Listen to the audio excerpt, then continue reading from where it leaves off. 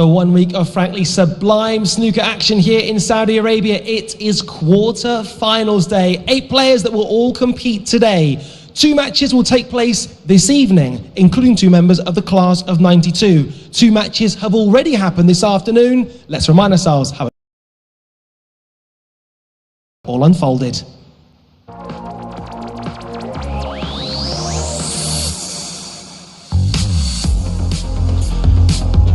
Judd Trump maintained his red-hot start to the season by overcoming Neil Robertson, a fellow world champion he holds in the highest regard. Trailing 3-0 after a top gear Trump burst, Robertson stubbornly had the better of the mid-match exchanges. But, poised to tie things up at 4-4, the Australian Mr. Blue off its spot to a bulk pocket. Sensing the importance of the moment, Trump cleared with 77 to lead 5-3, and Robertson had no more left to give. Trump's semi-final opponent will be yet another former king of the Crucible. Shaun Murphy, the 2005 world champion, wasn't at his best, yet still pulled away from 2-2 as he defeated China's Xiao 6-2. At the last 16 stage, 9 seeds had fallen, but class really has risen to the top. It is Judd Trump versus Shaun Murphy in the first semi-final. Who will be the other side of the draw? Will it be Ronnie O'Sullivan, Si Jiahui, Mark Williams, or Jimmy Robertson? We won't have to wait long to find out. I'm delighted to be in the company of Ken Doherty and Stephen Holworth. And Ken, let's kick off with the magician. At his best, we know how good he is. Yeah. He's going to need to be close to it to beat Judd Trump. How do you make of him? Yeah, he's playing full of confidence. You know, the confidence is back. He's had a decent start to the season, final out in Shanghai Masters, and now he's continued that form here. And he looks good. We haven't seen too much of him on the TV table. He's been out in the outside tables, but, you know, he's scoring a lot better.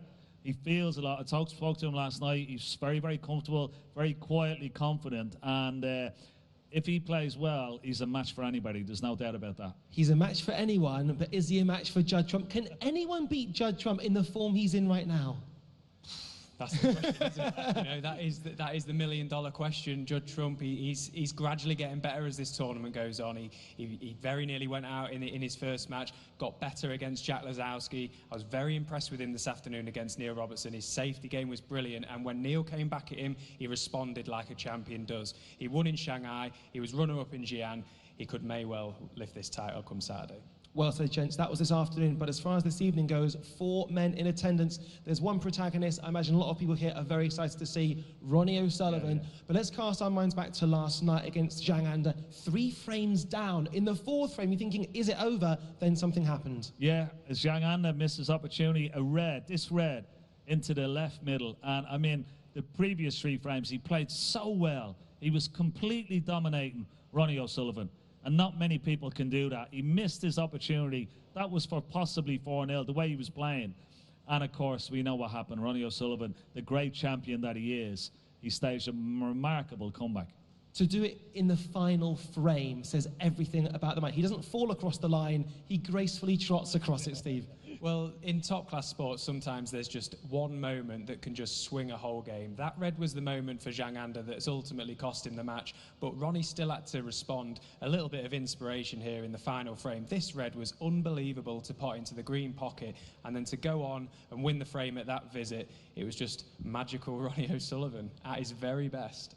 Yeah, absolutely magical start to finish. Now, in terms of the head-to-head for Ronnie O'Sullivan and Si Jiahui, a phenomenally talented player. If we cast our minds back to 2023 at the Crucible, he went all the way through to the semi-finals and was favourite to, in fact, make the final. That wasn't to be. Look at the age difference there, almost doubling his age, double the experience. Is he double the player? Well, let's bring the boys out by handing to Tahir.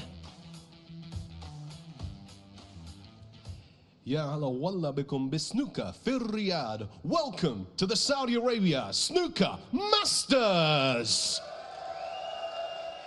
A great crowd in, and it's the weekend here in Saudi Arabia. These fans are here because they want to see some of the world's greatest take to the bays. So let's not delay any longer, and let's get our players into the arena. Up first on table number 2 is this man. He was seeded 49th in the tournament and defeated Kyron Wilson, the world champion, to get to the quarterfinal. So up first, let's hear it for Jimmy.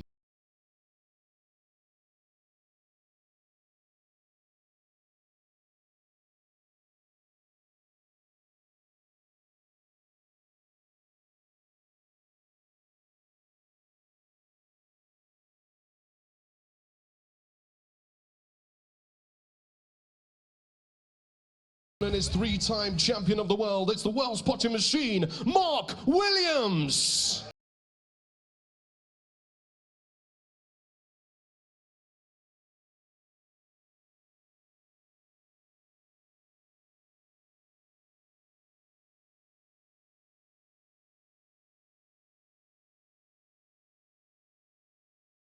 Table up first, we welcome the 2024 German Masters finalists. Let's hear it for Sir.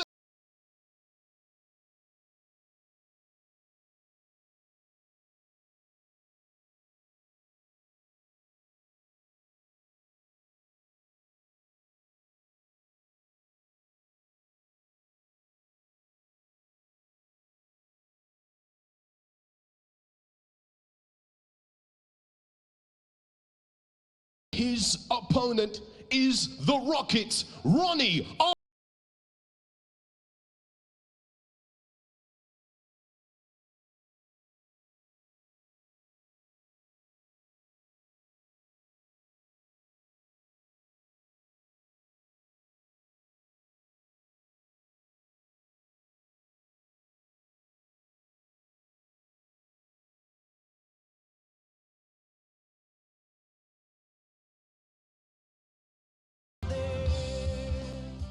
What a quarter-final this is set to be. It's Chigwell versus China. Who will prevail? We shall see as we hand to our commentary team of Stephen Holworth and Phil Yates. Yes, Radzi, lots of anticipation here in Riyadh. Si Jiahui already guaranteed his highest ever world ranking at the end of this tournament. But he's not satisfied with being in the quarterfinals, and he's got the capability of upsetting Ronnie O'Sullivan. It's been exclusively Chinese opposition for O'Sullivan so far. He comfortably beat Lei Pei Fan. It was anything but comfortable last night against Zhang Ganda. Can he put in a virtuoso performance this evening and breeze through?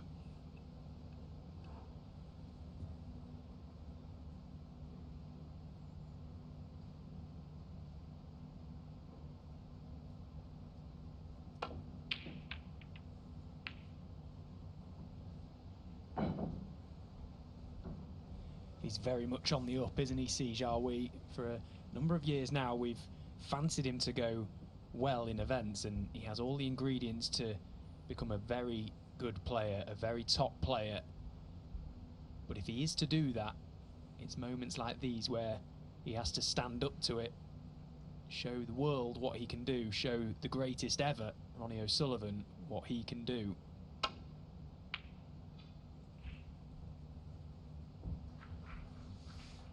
And there's an irony tonight, you know, because we talk about the class of 1992. Mark Williams, John Higgins, Ronnie O'Sullivan.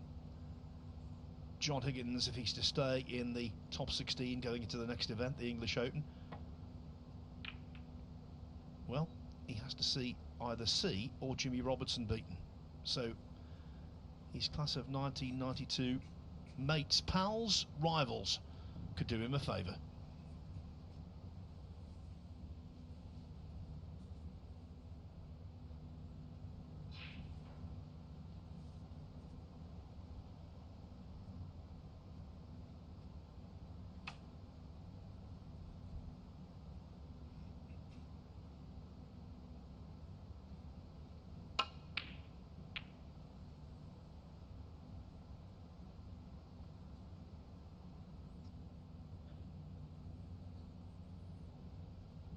Well, the attempt at the long red has gone astray for Ronnie.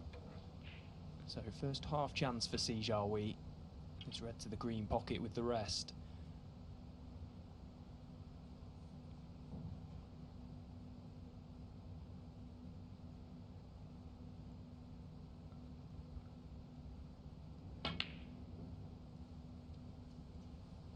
Thank you.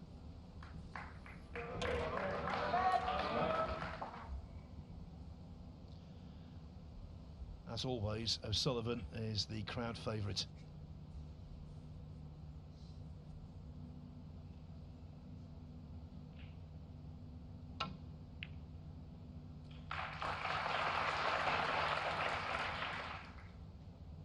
1.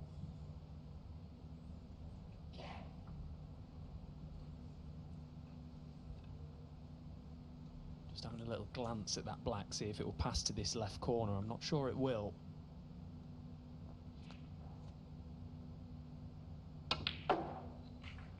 So taking the chance to try and just disturb them, try and push something slightly into play. 6. He's kind of landed bang in the middle of them all there. A little bit awkward on everything. Awkward queuing for that red. Quite close to this red. One to the middle as well, but the cue ball is travelling away from everything. He could perhaps control it for green or brown. Well, he's missed it, has he? No, just cracked in.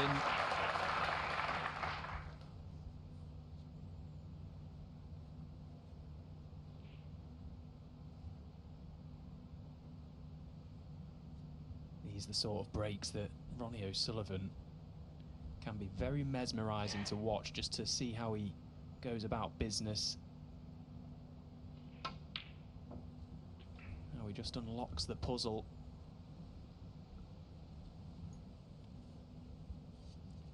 10.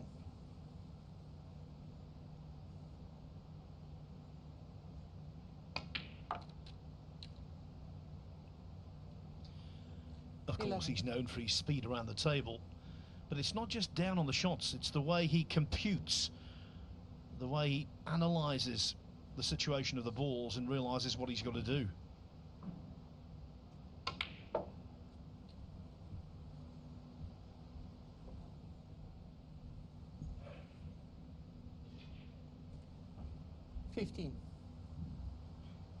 Yes, and that's what makes it so intriguing to watch and a privilege to witness how he goes about business. There's always a motive behind every shot he plays. 16.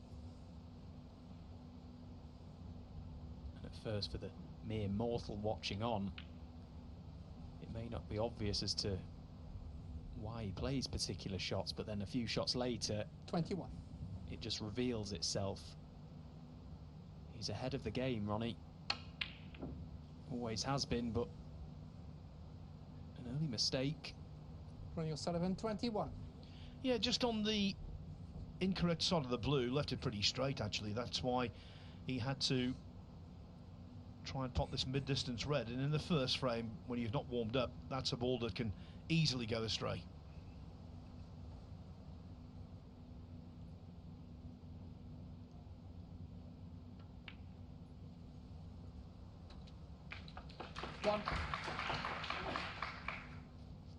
You saw from that camera angle of the red that Ronnie attempted that the object ball, the red ball in that case, left the bed of the table, which I've seen a few times this week.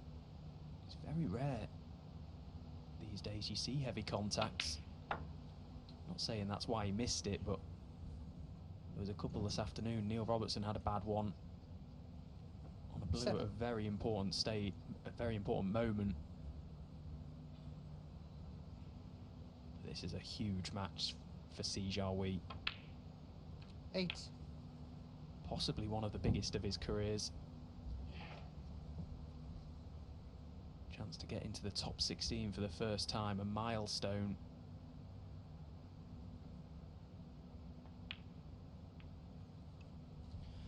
I'll tell you what he'd love to do, what he did on his only previous meeting with O'Sullivan.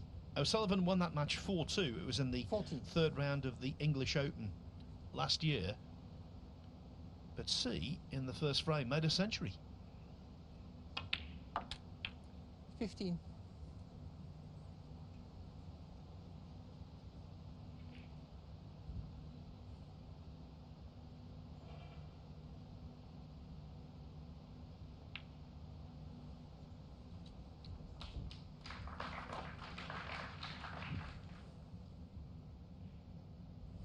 $21.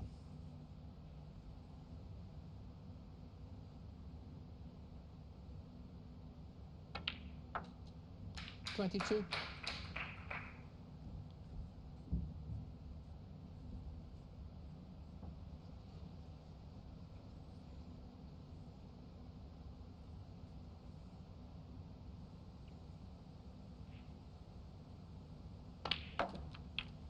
This is Si Jiahui's fifth match, of this event. Played a lot of snooker this week. 28.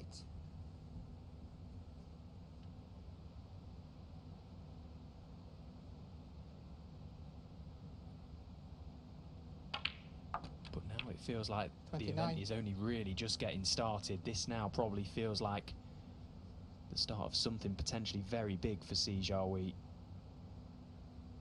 The business end of this tournament.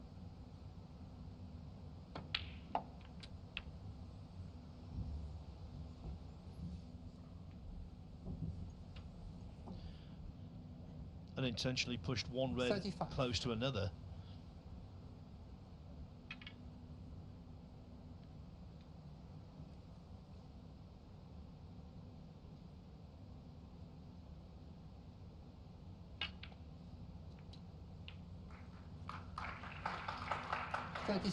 And when it comes to position, as we saw with O'Sullivan's visit, one slight error can lead to a breakdown.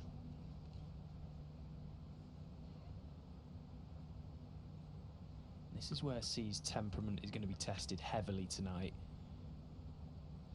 In the moments where he does make mistakes, such as that positional error, it's very important he takes a step back, takes his medicine, appreciate and realise, acknowledge that the break is over. He has to then try and nail Ronnie. It's no good just playing safe. Getting the cue ball into the balk area is just not going to do tonight.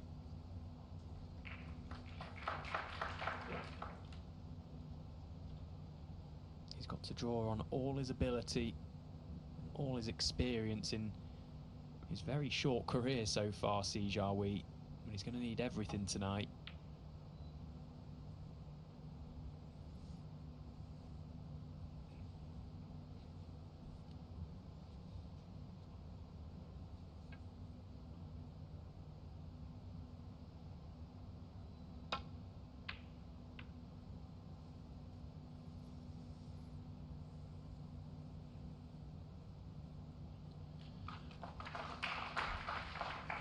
O'Sullivan had a momentary concern about that red as it went towards the middle pocket, but the green helping. Mind you, Si loves this kind of shot.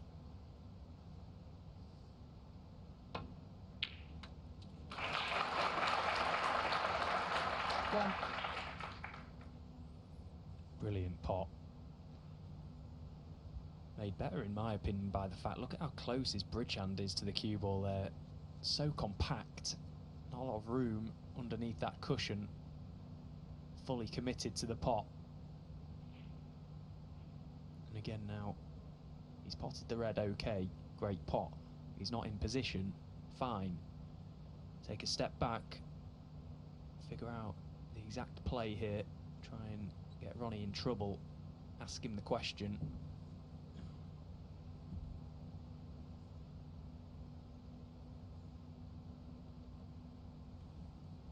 Oh, is it going to get there? Si Jiahui, one. Brilliant shot. Well, I'm absolutely convinced Si Jiahui thought he'd missed that. It's a good job these tables are quick. Yeah, he jumped up, didn't he, like a jack in the box. Thought he had left the cue ball short. Foul on the miss. Si Jiahui, 4.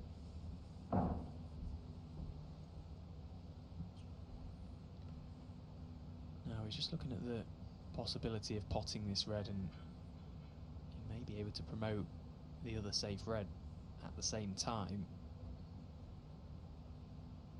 If it's too thin, he needs to consider that the cue ball is going to be going close to the yellow off the cushion, and it's about navigating a path to avoid them.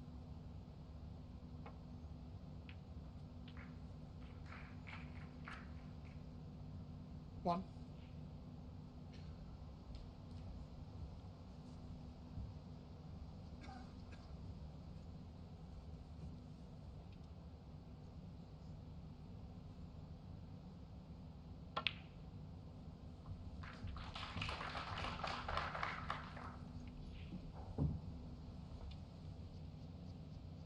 Six.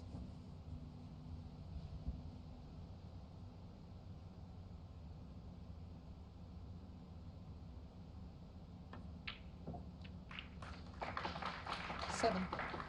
Yeah, that's a nice pot.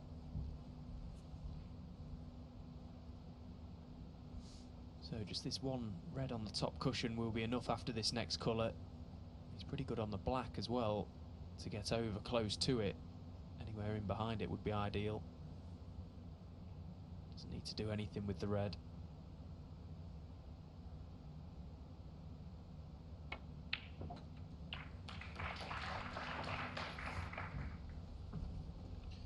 The early signs are encouraging, 14. and the pressure on this red is diluted a little by the fact that the other red is awkward on the right-hand side cushion.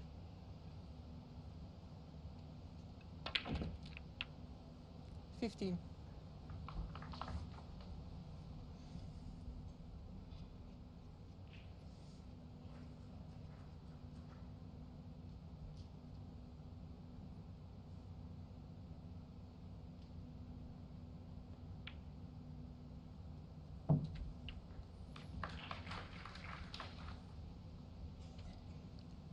$22.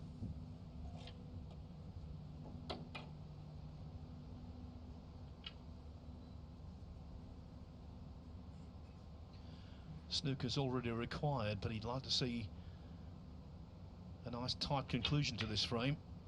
That's why he's keeping things under wraps. Thank you. Si Jiahui, 22.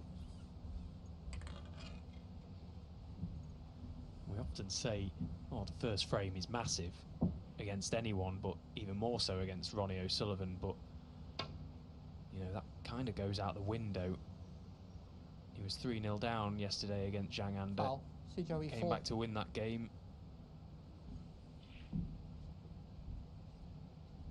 Check that. So the first frame isn't necessarily massive.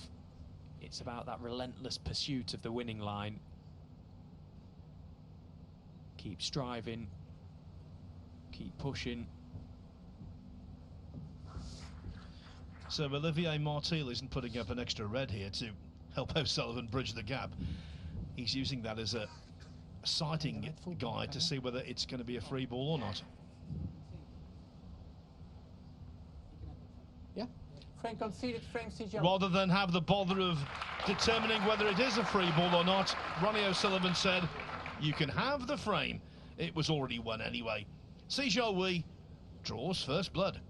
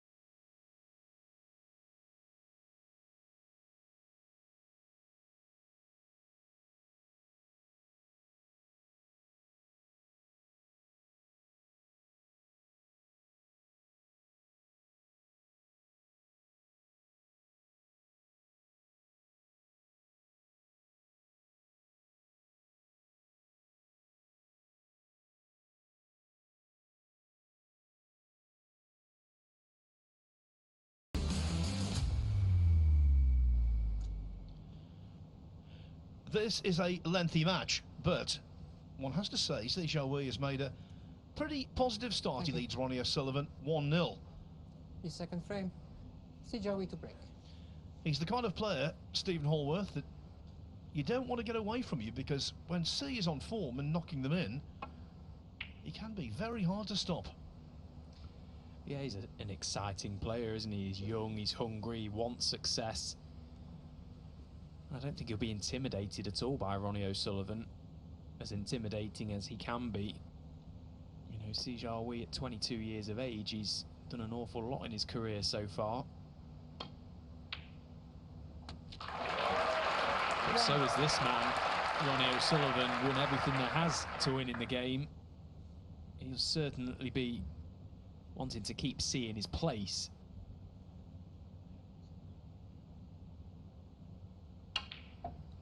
There's still plenty of life left in the rocket just yet. He'll be feeling it's not time for a change of the guard. Doesn't want to give these young guns a sniff, keep them right in their place. 9.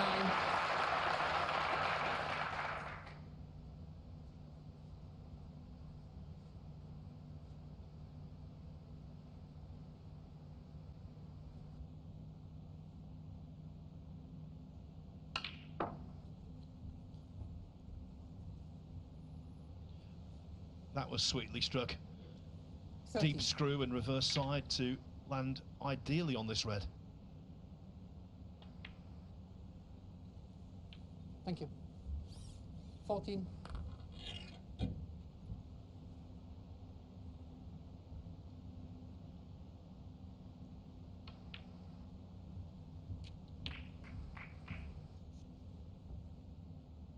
$21.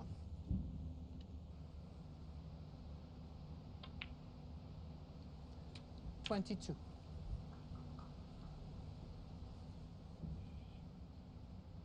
Yeah, not the best shot he's ever played there, Ronnie. You can see he's absolutely disgusted by the fact he's come up a little too straight on this black. He had to get low enough there to get into the reds. And at that sort of pace, it was very unlikely he was going to push anything into play, but look 29. at that shot. If he's on this red to middle, well, that was expertly played. 30.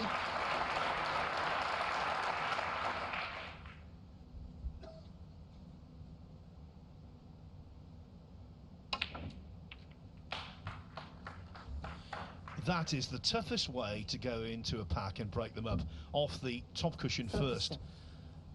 And even Ronnie O'Sullivan doesn't have a 100% success rate with that shot.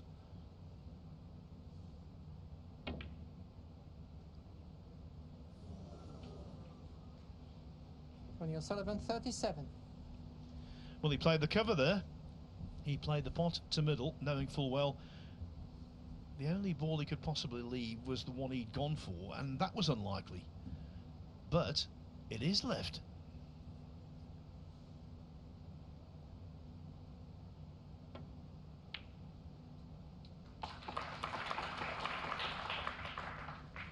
Well, he's just let that cue ball run on a fraction, so would have loved an angle on the blue to just come down and play a little cannon into those reds. It's got a very tough black now, and if he pots this, he has to fully commit.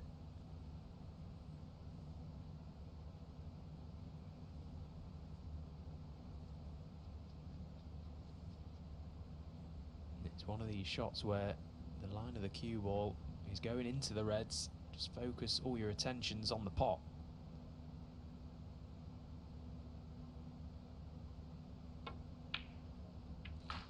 Oh, brilliant shot. He's been a little bit unfortunate. He's been very unfortunate. Si Jiahui, 1. He had no real O'Sullivan, control 7. over where that cue ball was going to land. Put all his efforts into the pot. It was a great pot, but to see the cue ball go in, you can't account for that. Yes, and apart from leaving the table, that's a 14-point swing.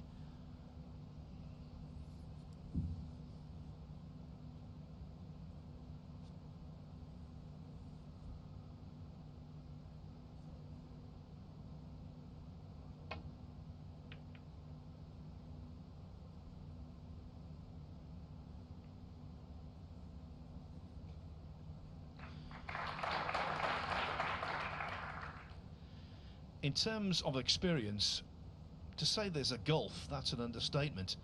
Si Jiahui appearing in his 5th ranking event quarter-final, trying to reach his 3rd semi-final. Ronnie O'Sullivan, he's playing his 146th ranking quarter-final, trying to make it through to the last 4 of a ranking event for the 94th time. Staggering numbers. All he can do is laugh, really. It really is incredible, the career that he's had, and the fact that he's still here, still competing at the highest level, still wanting more. When do you call it a day?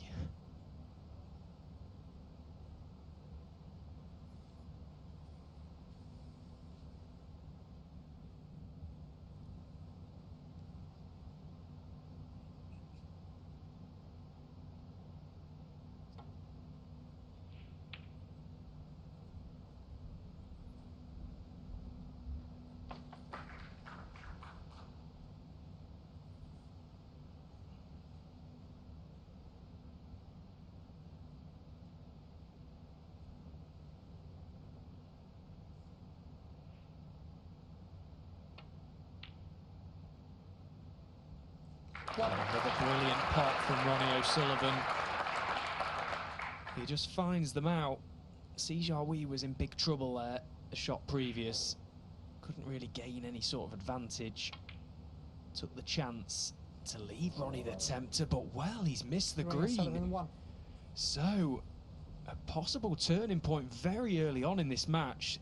Si Jiahui 44 points behind in this frame, but look at the balls. Now these are the moments where he has to stand up and make it count. If he can punish Ronnie for mistakes like that, it will hurt.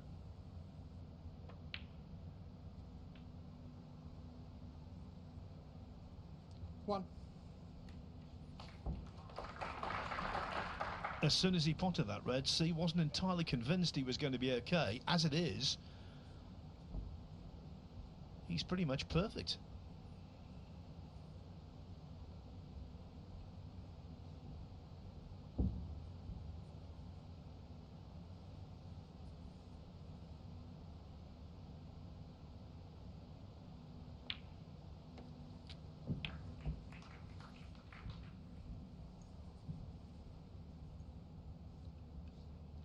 Eight.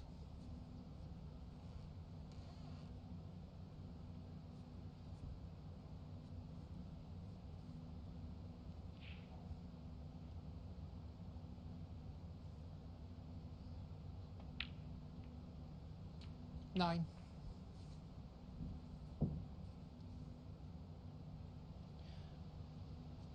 As we've talked about already, last night O'Sullivan came back from 3-0 down.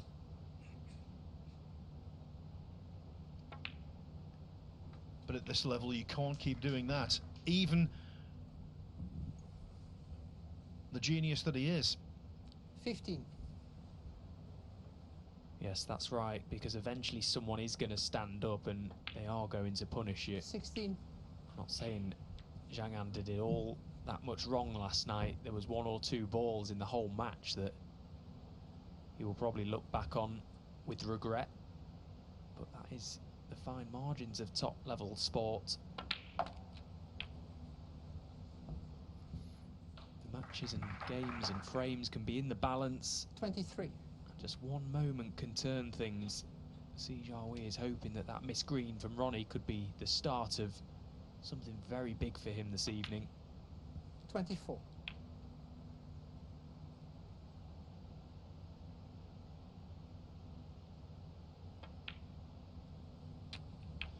And Si is no respecter of reputations. Last season he beat Neil Robertson, he beat Kyron Wilson. 31. Already this season he's beaten 2023 world champion Luca Brissell.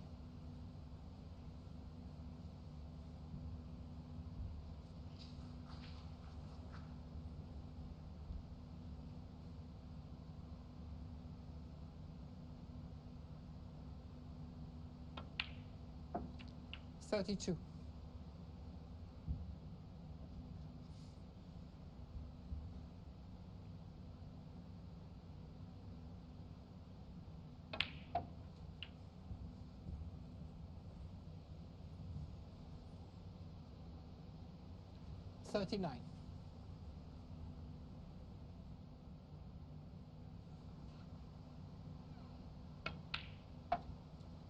40. With a chance like this and from a mistake like Ronnie's, it's not about anything other than belief and bottle. The balls are perfect, he's just got to control his cue ball. 46. His brilliant technique allows him to have something to fall back on under pressure. 47. Belief and bottle is everything.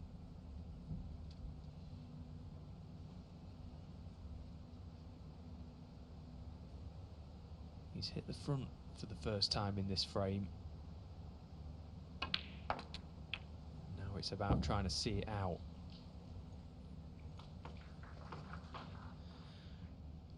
$53. In a strange way, the ball that caused O'Sullivan to sit down might be the one that saves him, the green. That's the only remotely 54. awkward ball on the table.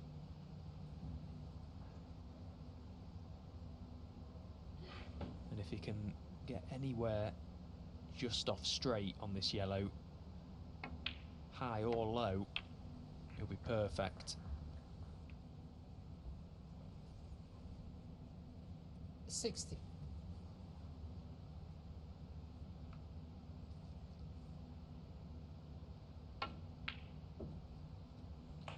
62.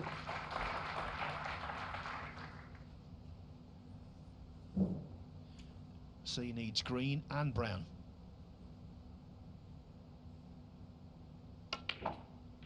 $65. And again, under pressure, that was a really well struck shot. And follows it up with the brown. So he's answered all the 69. questions in this frame, Si Jiahui. What could potentially be a massive frame in this match. A 74. mistake from Ronnie O'Sullivan has been punished.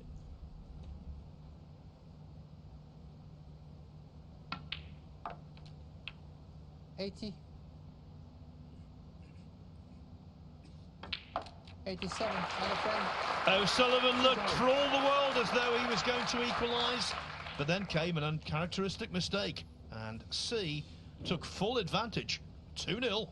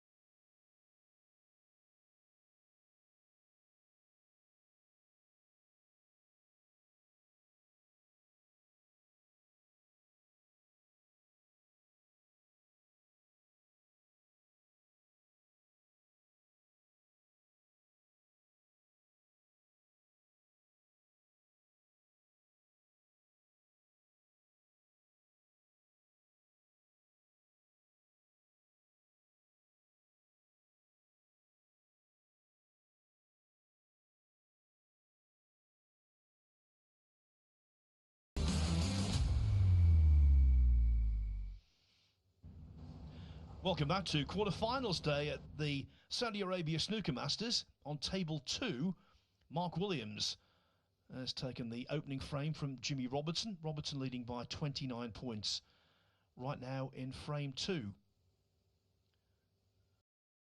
We will keep you fully up to date with that one, of course. But the big news here, Thanks, Ronnie. across the arena, Ronnie O'Sullivan Thank you. The third frame. finds himself trailing Ronnie 2-0. O'Sullivan to break. And the big news in the commentary box is that I'm joined by a pool legend. Guest commentator for a single frame. Take the stage, Jeremy Jones. Yeah, well, thank you, Phil, and always an honor to be in the booth with you, of course, no matter the cue sport, but what an honor this is to do such an important match here between these two champions.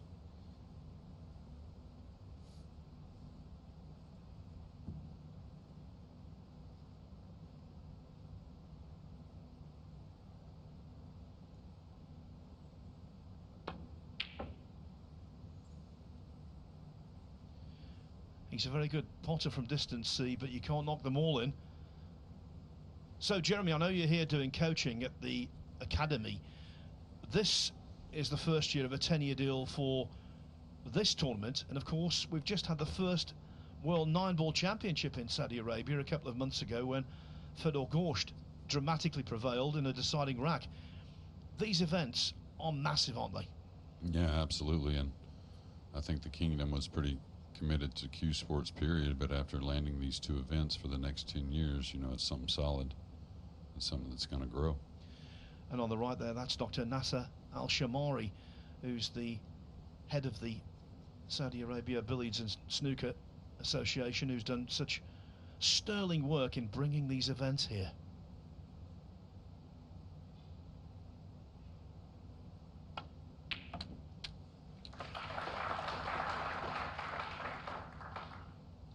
There's a youth movement in pool, as you know, Jeremy, and it's the same in snooker. So many fine players are coming through, including this 22-year-old.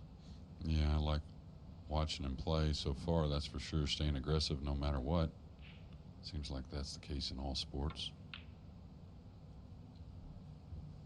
You know Ronnie probably as well as anyone feels, you know, when he's in these kind of situations, when he does get an opportunity, you know, what's going through his mind. So you've spent your life around pool. You're at the snooker tournament now. What do you make of it all? Oh, it's just incredible. I'm really, you know, doing the training, haven't got to see as much match play. Saw some early and a treat to see tonight, but I really watched the players practice a lot.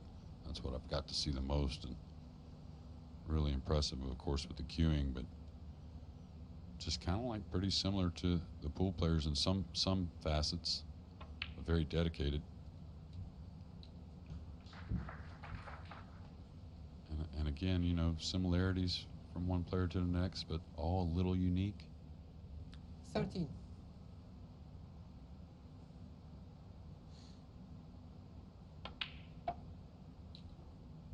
14.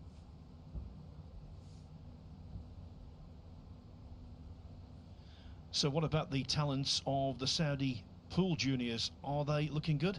Yeah, they're looking real good. Of course, their best junior is in New Zealand right now, but playing the World Juniors. But yeah, we worked with them in Jeddah in June, and they've certainly improved since then, and they've improved daily since we've been here. A great training facility they have at the Saudi Billiard and Snooker Federation. 20.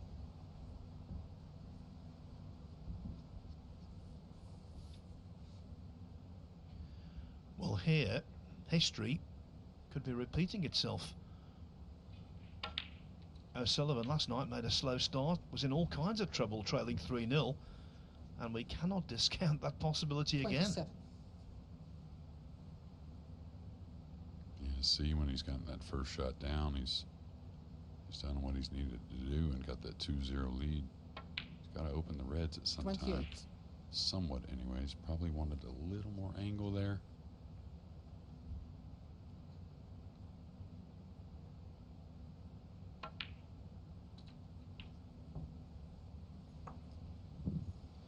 Didn't like that. Needed to be delicate, and I think he 35. might have marginally overdone the cue ball.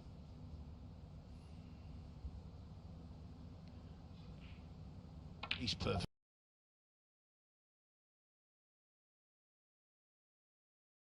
Okay. 36. Now that's a veteran move. Yeah, you know how QStar, they didn't get exactly where they wanted, but coming in off the short rail did produce the red in the left middle. 43.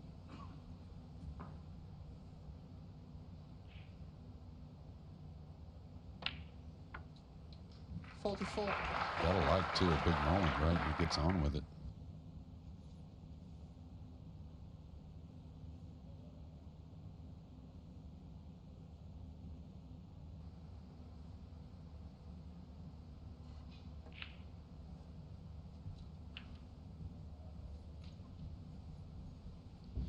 When a youngster, a prospect, is taking on 51. a big star, it doesn't matter what the sport, it's the same principle. You have to believe, you have to have total confidence in your own ability to create an upset. Yeah, absolutely, Phil. You got to believe it going in, but every ball he knocks 52. in is going to make that belief a little stronger.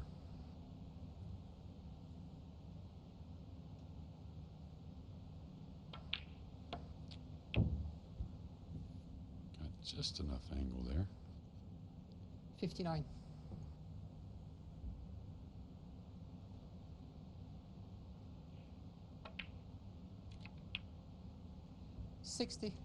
Sometimes these top pockets can be a little brutal when it comes to the near jaw, but that one squeezed in.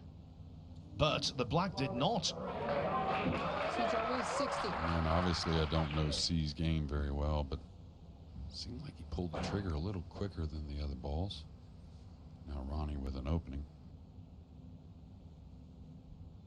And don't you think the last red maybe, you know, the very dry conditions we have here this week? 1. Yeah, the lack of humidity has made the tables, all of them, play absolutely beautifully. Now this is such a vital moment, a vital visit in this match. 6.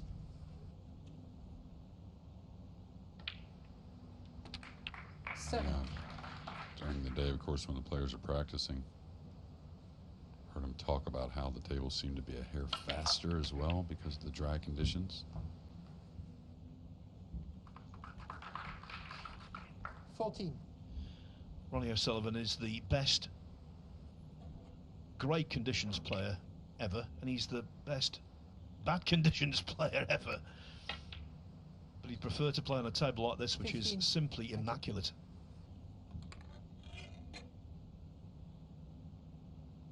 And it's sometimes a big mistake that kind of wakes a giant like Ronnie, and that's what we saw there from C. 22.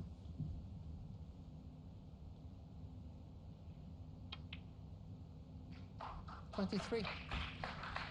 What you got to love about Ronnie, down 2-0 in a tough situation, he really doesn't sit there and think too much about it.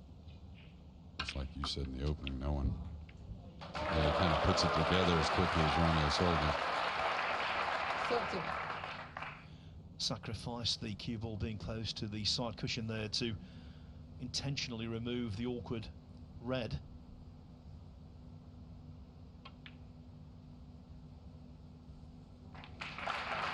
And now he's in prime.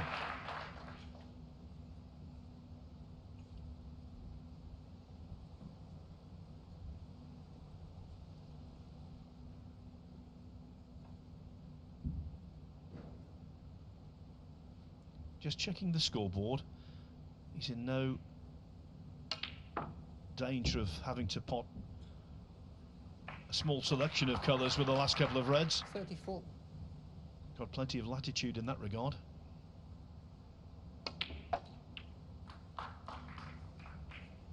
$35. And he played for the ball colours there because it made position on the yellow so much easier.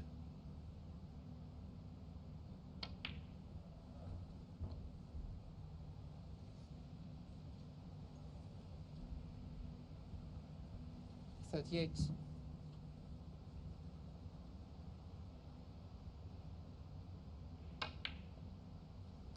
40.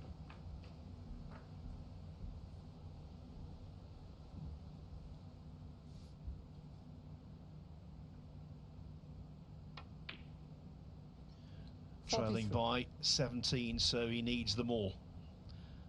And pink obviously a little more away from the black than normal.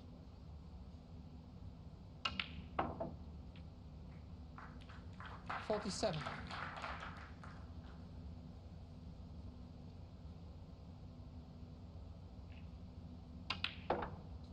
52.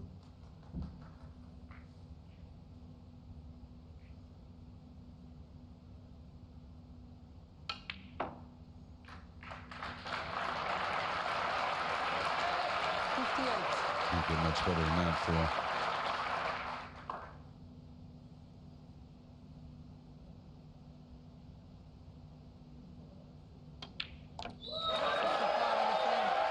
You bring Jeremy Jones into the commentary box and something special happens, whether it's pool or snooker.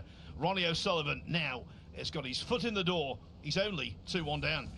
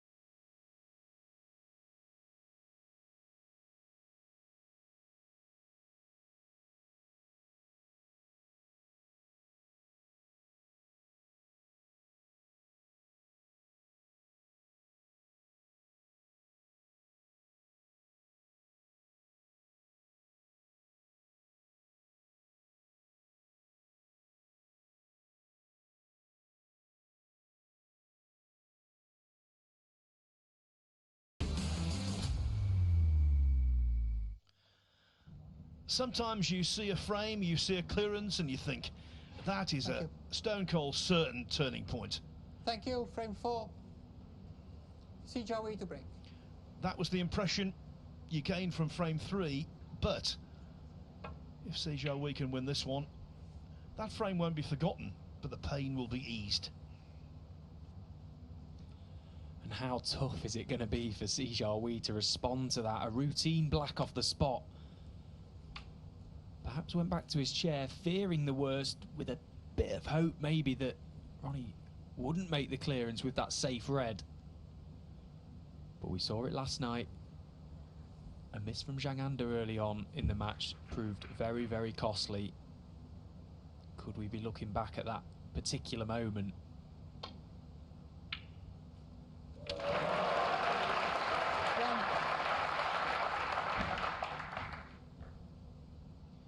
Just before we get into this, I can tell you Mark Williams has just cleared green to pink to take a 2-0 lead over Jimmy Robertson.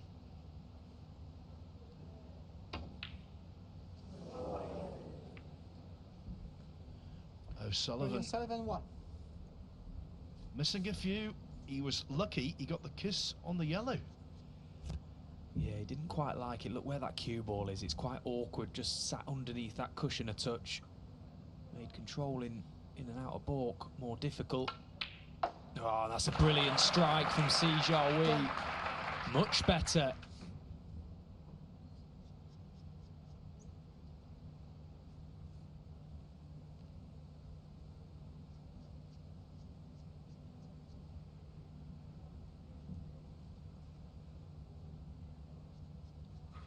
This really now has become a test of temperament for this youngster. Can he erase the thoughts, the negative thoughts of that previous frame and just stay present? Go again.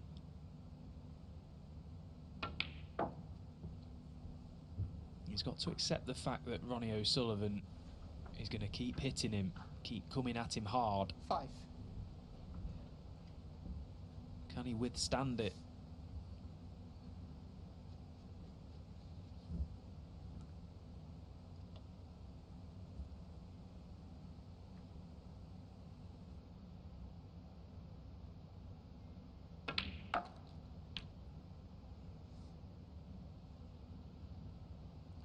Six. Last year in the World Championship, Si Jiahui led Luca Brissell 14-5 in their semi-final, but was ultimately the victim of one of the game's great comebacks, losing 17-15. When that's happened to you, it does tend to linger. That's why I think winning this frame is 8. important, and that's why you'll hate the contact he got there in potting the yellow. It was very dull, and he just didn't screw back anywhere near as far as he wanted to. And that comeback that Luca made against him in that World semi-final, one of the most painful and biggest lessons of his career for sure.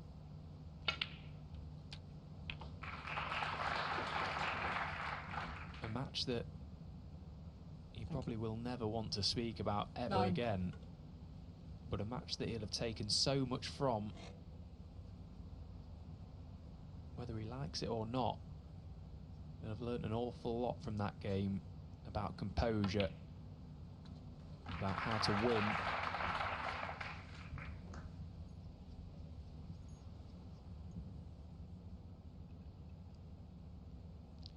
$15.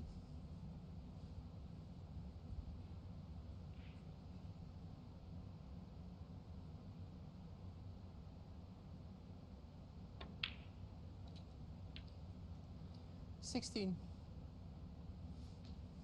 Well, he's been here, there and everywhere so far in this break. He's not quite got hold of his cue ball just yet. He's looking for one or two good positional shots here.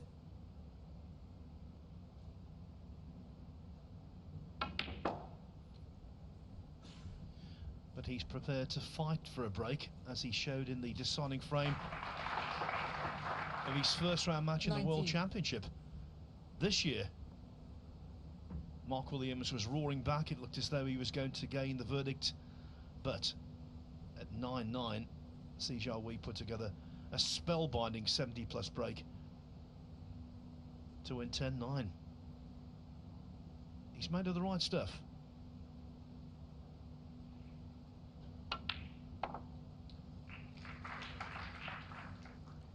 $20.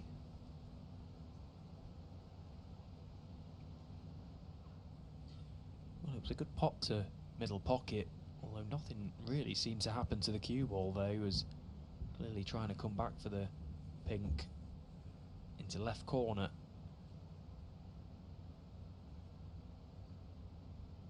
The screw was almost cancelled from a contact on one of the reds, so again, taking a second here, trying to figure out where best to leave Ronnie O'Sullivan to leave him in trouble. Si Jiahui 20. Well, that wasn't fit for purpose, that safety. He needs to improve on that. Yeah, he's left the red to left corner for Ronnie, and he can play it in such a way the cue ball's going back down the table.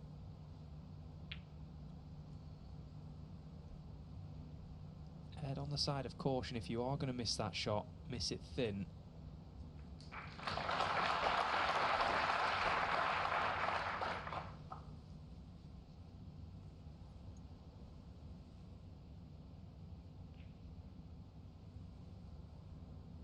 Thank you.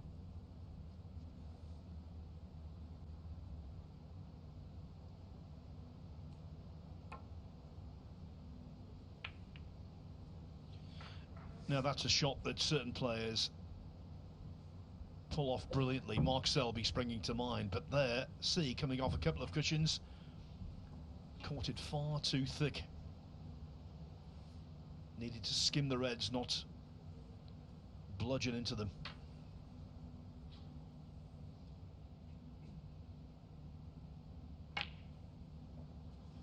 Thank you.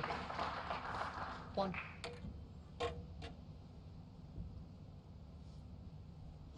So now it's Ronnie O'Sullivan's turn to find a few good positional shots here. He'd like to get down this business end as quickly as possible, try and get the pink back on its own spot in the next few shots if he can.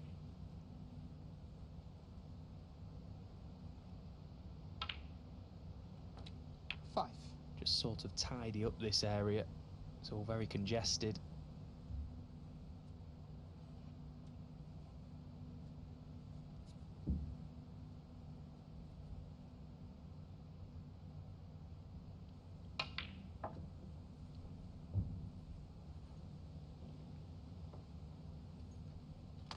Eight.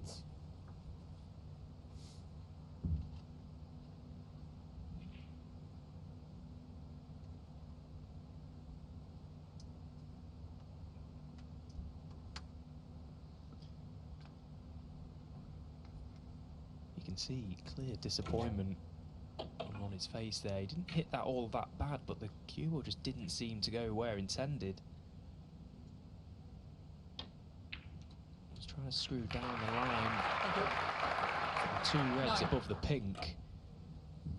Ended up nowhere near them, so had to take that red with the rest. He is on this pink now to left corner. Can he just play a controlling cannon to the red directly above it?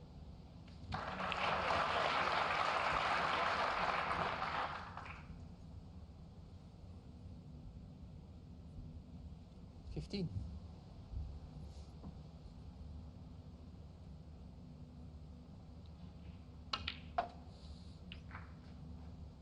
16.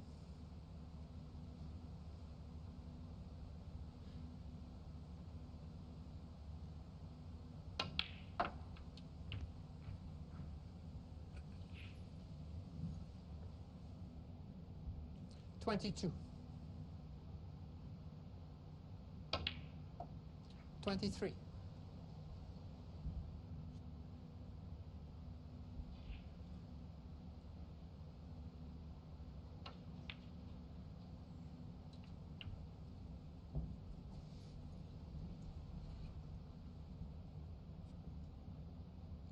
30.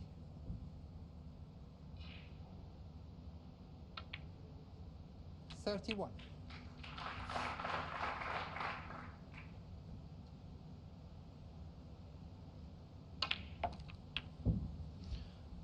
Will O'Sullivan be as clinical in this frame as he was in the last? 38.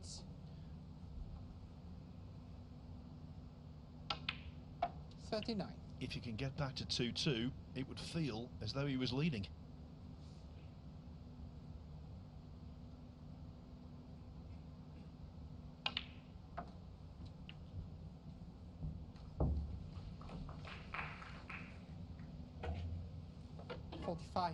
Yes, he'll certainly be the happier of the two at the interval, although he probably won't tell you that.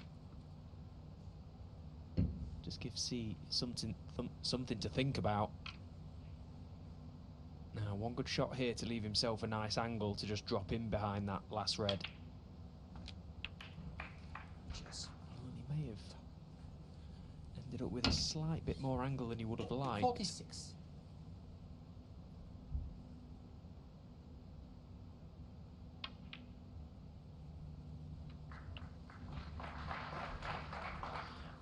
these dinky little shots when you're cutting back into a semi-blind 52. pocket can so easily be missed. But not by Ronnie O'Sullivan on this occasion. Well, he just made that look so easy. There's many a player on the professional tour that would have took a moment over that shot, come round, had a look at it, maybe 59. built it up to a bigger shot than it was. It was a massive shot, and he made it look so simple. Thanks. 61. Just when you think the great man might be heading 64. for a surprise defeat, he shows us his extraordinary skills and 68. fortitude.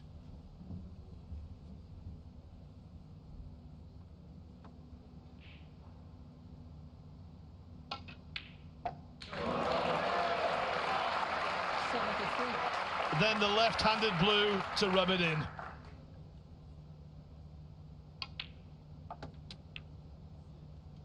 $79.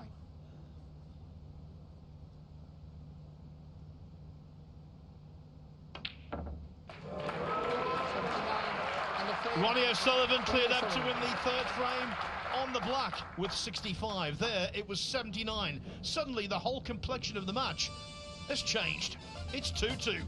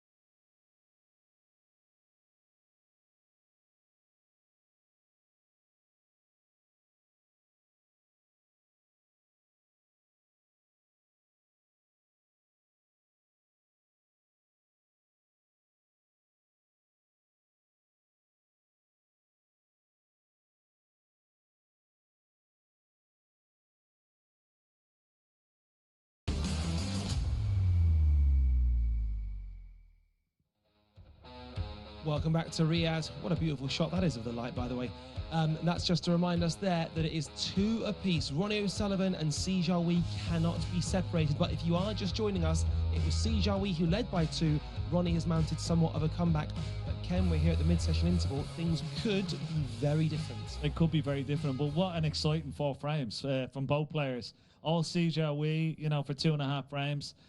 One missed black, an opportunity to go 3-0 up, and then Ronnie, vintage O'Sullivan.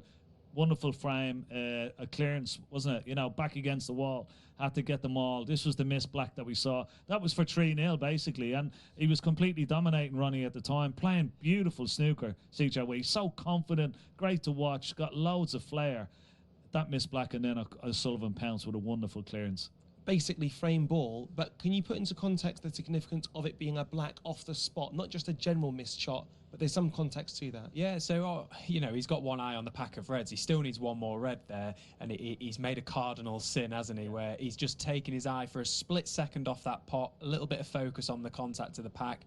You know, it's a crippling miss when you go back to your chair, just knowing that Ronnie's going to come to the table and probably clear up, and that's exactly what he did. What does Stephen Hendry say about Miss Blackstar? Unforgivable. Unforgivable. Only he can get away with saying it as well. Yeah. If we cast our minds back to 2023 semi-final of the Worlds, I remember being sat with Ronnie O'Sullivan in the studio watching Si Jiahui, Luca Brissell. Luca Brissell, I think, was six frames ahead, and Ronnie said, "C's untested." Yeah. And then what happened was this incredible comeback. Ronnie didn't predict the comeback. Yeah. The fact he said that, I just wonder now with C, would he always have that element of doubt that guys can come back at me? Possibly. You know, they'll always have the nightmare, and people will always remind them about that, Yeah. you know, collapse. From 14-5, he lost 17-16 in a world semi-final. It was unprecedented. So that will always sort of carry with him as long as he plays until he wins that world championship. Yes. But he has the potential. He has all the artillery to go to the very, very top in this game. Already he's become a top player at a very, very young age. And this is going to be a real test for him now. He should have been 3-0 up. He has to face the interval now, 15 minutes, get over it. It's a new session when he comes back out. Try and wipe the memory of that missed black and get out and try and do what he did in those first couple of frames. It really is a fascinating match now. Si Jiahui, as any other player, would love to be inside the top 16. It's significant for essentially automatic qualifying when it comes to tournaments. Every player would love to be inside this top 16, and the way that it works, the way your ranking is determined, is that it is equated to the amount of money that you earn over a 2-year period. Now, cast your eye to number 16, Barry Hawkins. He's just inside. It might change after this tournament. John Higgins, however, he'll be watching both of these matches like a hawk because he wants certain results to happen in order to guarantee his place. But another member of the class of 92 would love nothing more than to stay inside the world top 16.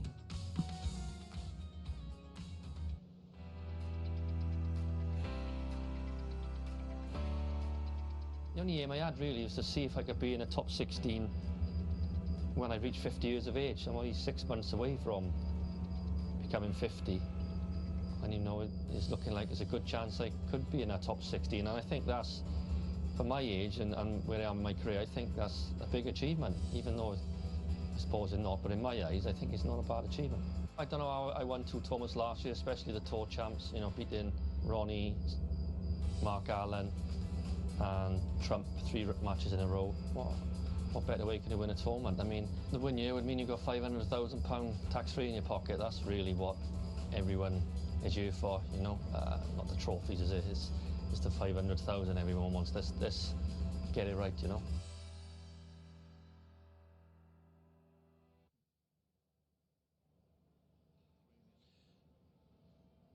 Well, there is Mark Williams there, and he has now just confirmed his 3rd frame against Jimmy Robertson, a man who himself has had a brilliant tournament, 49 in the world. But just actually a word, Steve, for Jimmy Robertson, because actually before we came on air, you said something really cool about him. Yeah, you know, he's played Mark Williams a lot of times throughout his career. He's never actually beaten Mark Williams until their last meeting last season in the 2023 European Masters. He came through that match in a deciding frame, won the decider by a single point.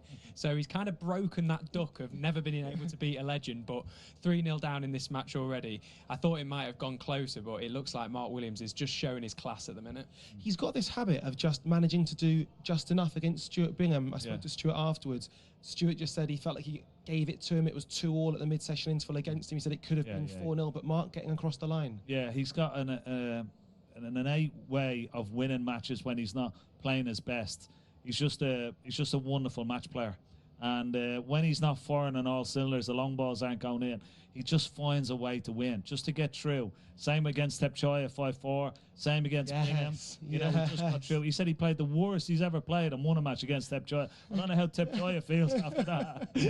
Wouldn't have felt very good, I tell you. But he just has an innate ability just to keep getting through. And he sort of comes to the fore towards the latter end of the tournament. We've seen it so many times over the years from Mark Williams. We're still only 3 frames down, but he is definitely the heavy favourite to go through to the semi-finals. So let's remind ourselves of who have done just that. The beautiful nature of this tournament means that when it comes to the last 16, all the players played on the same day. The quarterfinals, exactly the same story. So in terms of Mark Williams, that's the man he's currently playing, and were he to better him, then we will see him go through to the semi-finals. Just a word for Mark Williams' temperament, by the way, Steve, because this is a guy who, when you see him walk around here, unlike, say, Murphy, big chest out, Mark Williams, you wouldn't know he's playing. He somehow manages to turn it on just walking through the doors. He just floats around the arena. Doesn't he? Like, you don't even notice him, as you say. He just kind of drifts about in his own little world. But you know, that's the persona he gives off, and he very much plays that way as well. When you see him around the table, unflappable is probably the word to use. You know, he tries to almost convince himself that nothing bothers him, and this sort of carefree approach. He does care. Let's be honest. You know, he does care about snooker, but he convinces himself he doesn't. And in those big moments, you know, that can help him under pressure.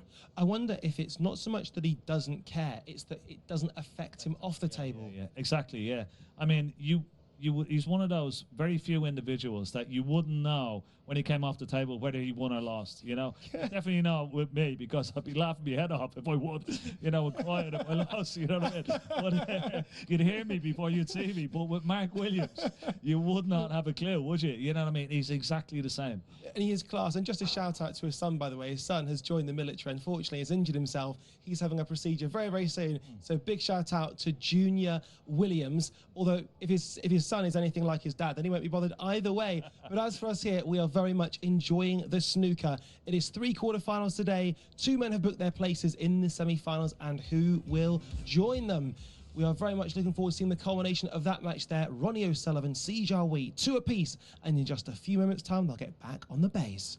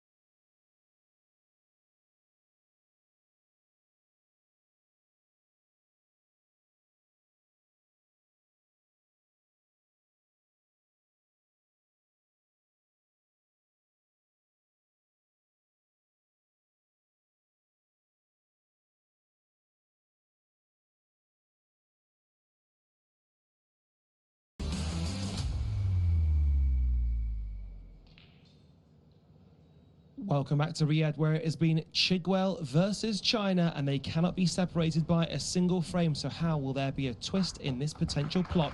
So let's hand back to our commentary team of Stephen Holworth and Phil Yates. From here, no guarantees, no certainties. But I tell you what, I think the one thing that is pretty sure, we're in for a lot of entertainment. Another thing, Stephen Holworth, I'm sure you'll agree, it's pretty important Thank you, frame 5. for Ronnie Si O'Sullivan Jiahui to get this frame under his belt. Yes, absolutely. It's very important. Every frame here on out is.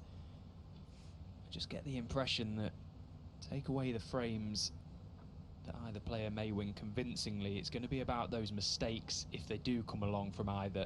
Can the other player punish them for them, like we saw in that third frame from Ronnie O'Sullivan? It's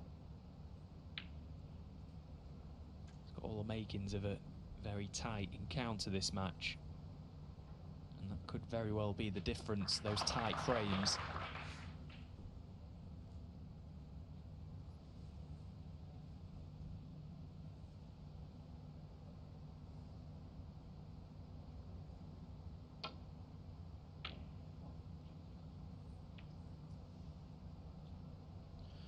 What a strange reaction that was.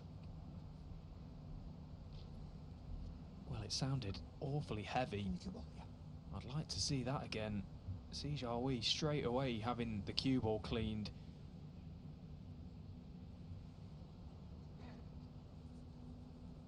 Sounded like an eruption. You can tell a kick either by visuals or the audio, and that was both. A clunking noise.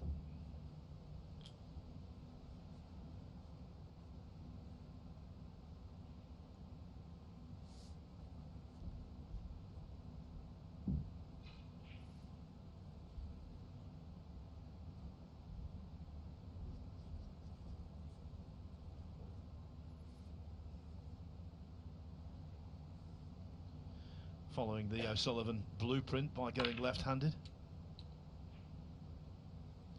And he struck it too well. But he never envisioned that he would get that much in it.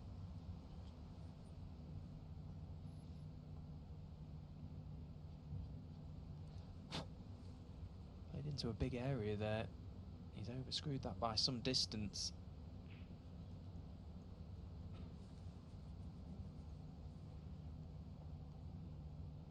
Referee getting his money's worth out of his gloves.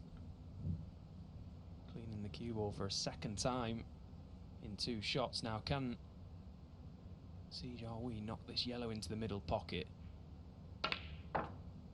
Yeah, good hit. Nicely played, nicely controlled.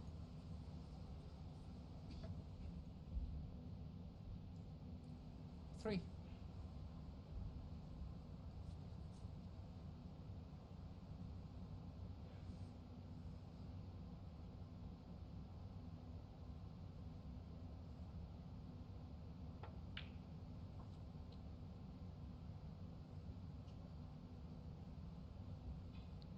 Four.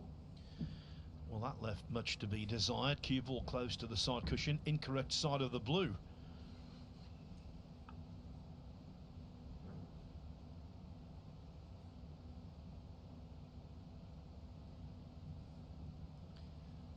If he can land himself straight on this red to left corner, he can just cue it in for the black, but he needs to be pretty straight.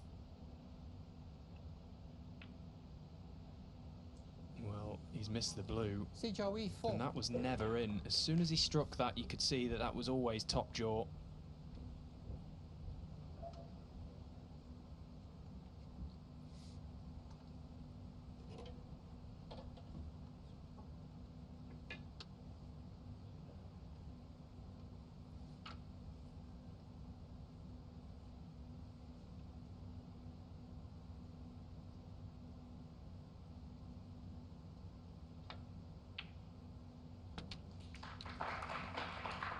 Thank you.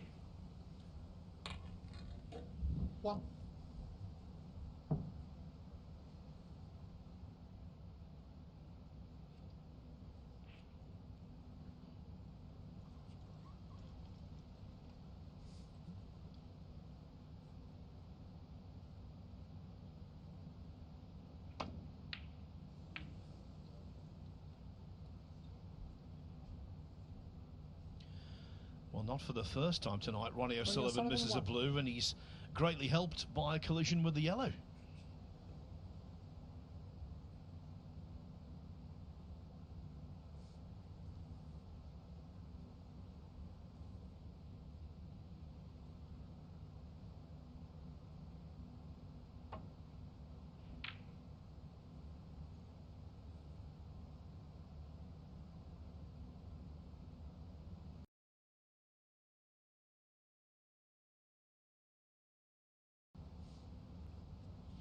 And again, not for the first time tonight. Si Jiahui's safety not up to scratch.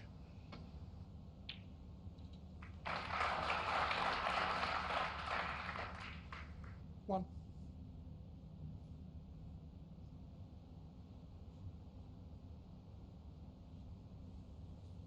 Now Ronnie has this yellow to the middle pocket. Can he just float it down for the red above the black?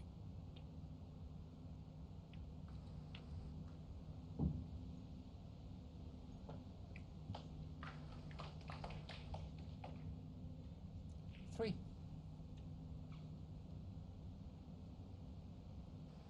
Oh, he's perfect here. He can screw the red away from the black as well. Oh, didn't quite catch the red as full as he may have liked, which is why he's lost the cue ball a touch. 4.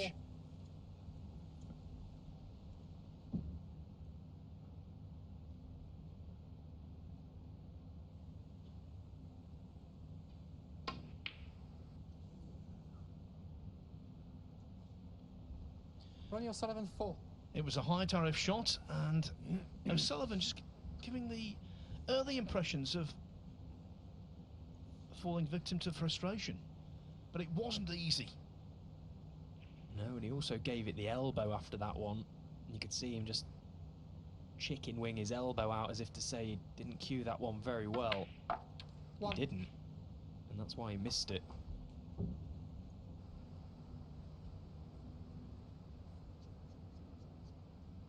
So this frame, first frame after the interval, has become a little tense. Number of mistakes from either player.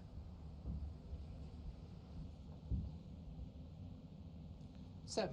Quite often we see one mistake from one player be reciprocated by the other. Becomes contagious almost. Can Si Jiahui just set himself here? Just regain his focus. 8.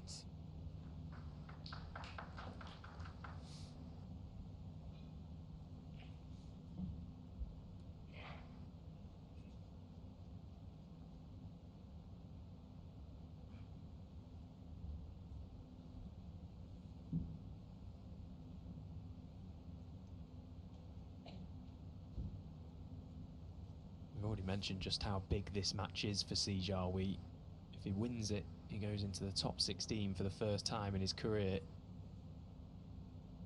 Not just the ranking incentives though.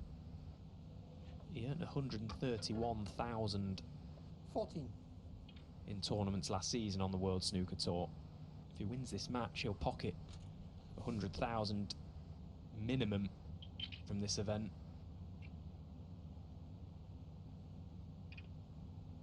Colossal prizes at stake.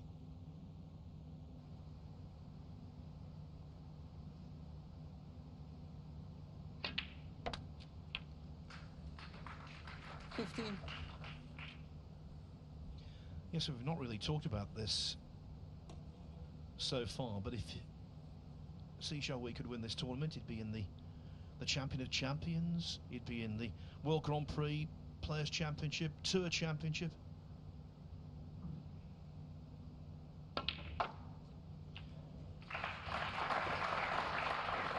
He'd be in the Masters, seeded through to the UK Championship and the Crucible. 21. It's an incredible list, but it's all there, beckoning. Within reach. But can he get it? Can he get his hands on that prize? It seems so close, but 22. yet so far. He just has to take care of business this evening. He has to stay very present. Doesn't want to get too far ahead of himself. That's when things can spiral out of control. At the end of the day, if he takes care of business, i.e. pot this red, get on his colour, and continues to do so for the rest of the evening, 29. He's got half a chance. He's got a very good chance.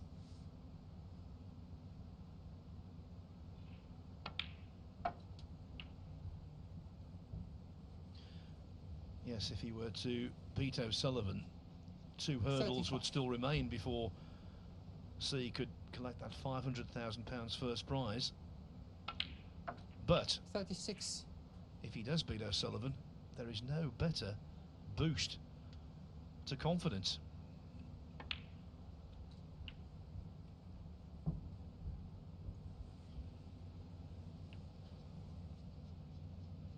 $42. So now the hard work starts really for Si Jiahui. He's got a 41-point lead. There's still 59 points available on this table.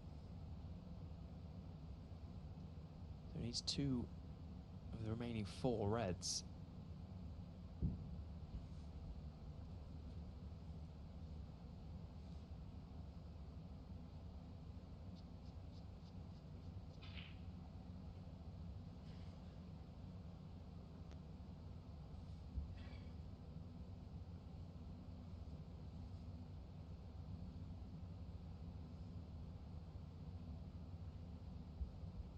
Yes, it's decision time, and he's doing the right thing here, just taking a moment. If he plays onto a colour, he has to get the perfect angle to play onto that red next to the black, which isn't easy. He's playing in a very tight area there. He doesn't necessarily want to play this red and promote any of the other reds. So a little bit of a dilemma. Well, he is going low, so he's going into them. 43. Now this is a massive pot. Can he crunch this pink into the middle pocket, come back for the red?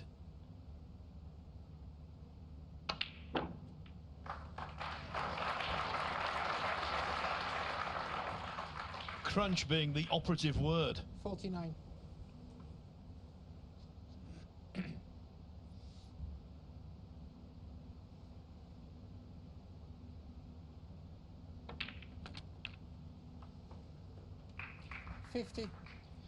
We've said before this week, intervals change matches. For Si Jiahui, I think the interval arrived at a very opportune time.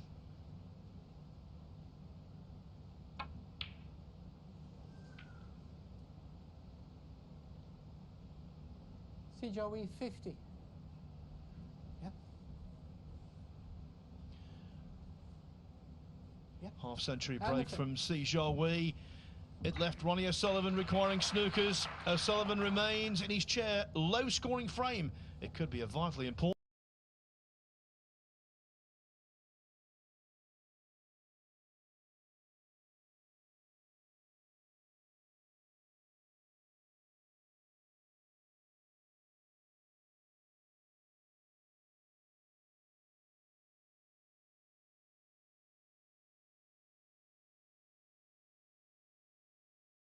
too.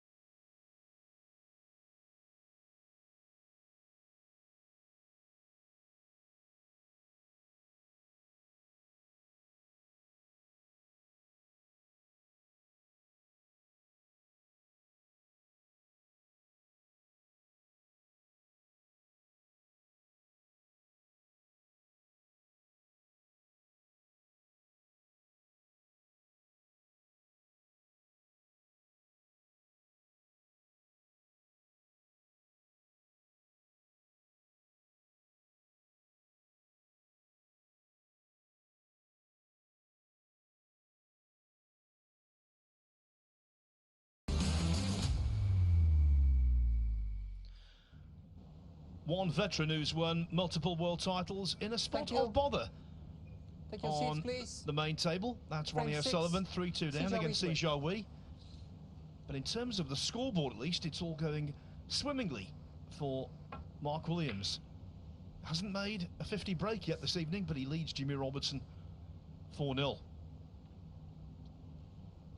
In terms of head-to-heads, Williams 10-1 up on Robertson, having beaten him twice at the Crucible, once at the UK Championship, and it looks as though that lopsided head-to-head is going to be improved even more.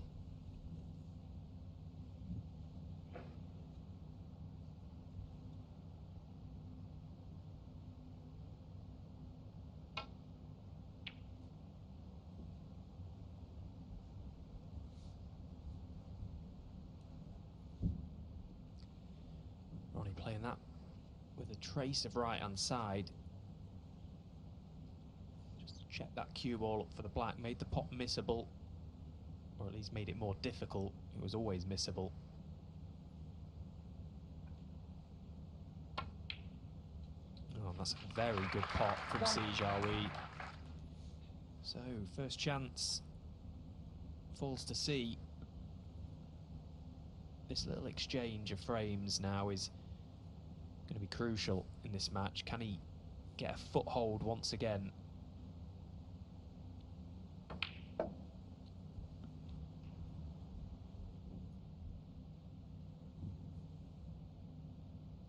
Five.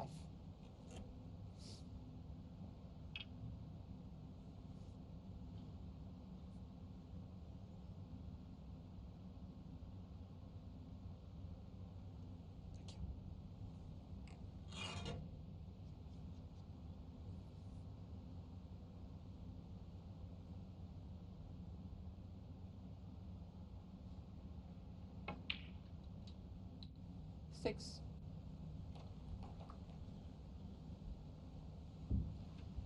So he has one red available directly above the black.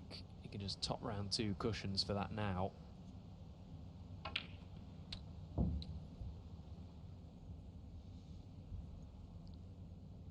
He's possibly come up a little low on this 13. red, which isn't a bad thing. He's got the option to top it through, push another red into play.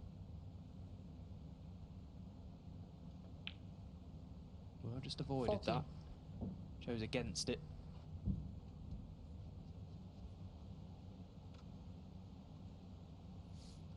See him just pointing his cue to where he would roughly like to finish here. In potting this black, he can leave himself low on that red, just above the black now. That one there to this corner pocket.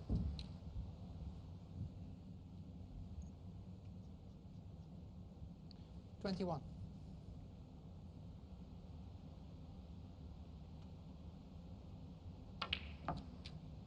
And that time he 22. could push reds into play, although nothing really seemed to move.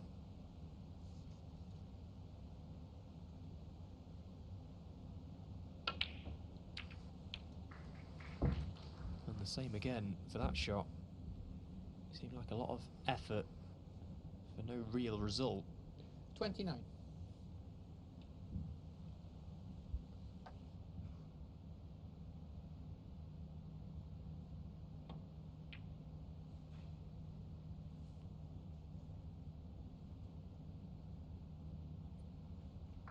Si Jiahui, 29.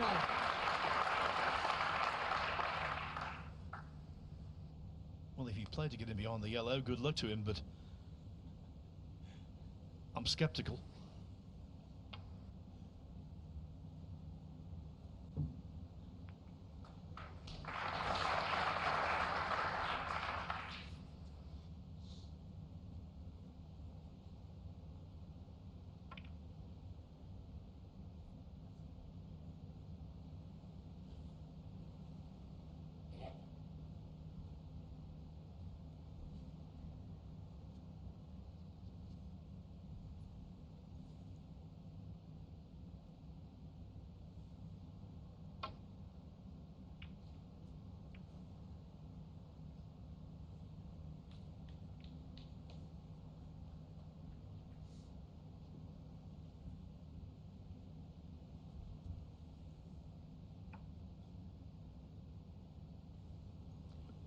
So big target up in behind that yellow now.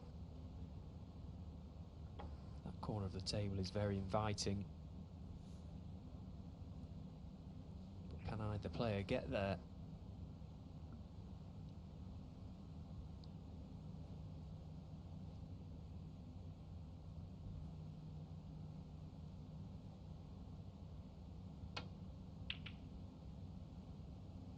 Yeah, this looks a good line from Ronnie. Took the slightly thicker route off that red.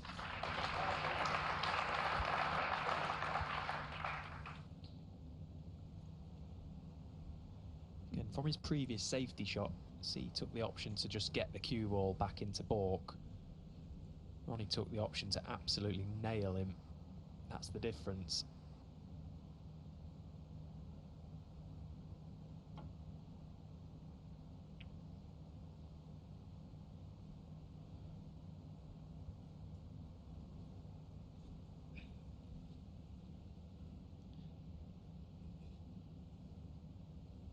You don't naturally associate O'Sullivan with being cautious, but he knows that he's a superior safety player to his opponent this evening, and maybe now he will start to employ that tablecraft, that guile.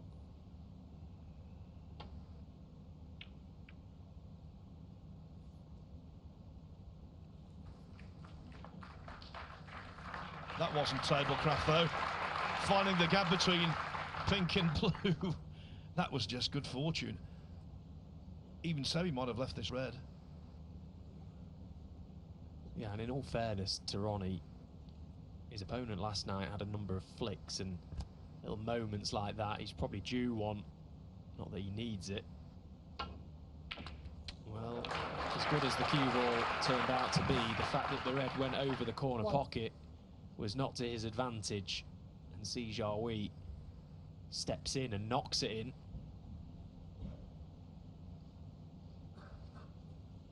And don't be confused there. Just because the red was in close proximity to the pocket, that was not a simple proposition. Absolutely, getting the cue ball where he has done actually was a brilliant shot.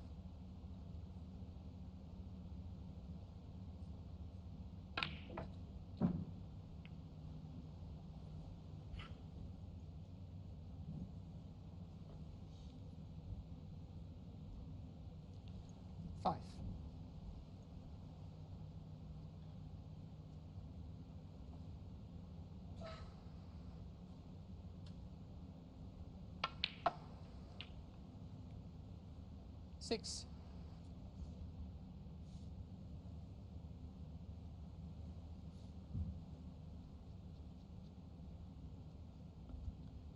Well, landing the wrong side of the blue was not intended, so in and out of baulk.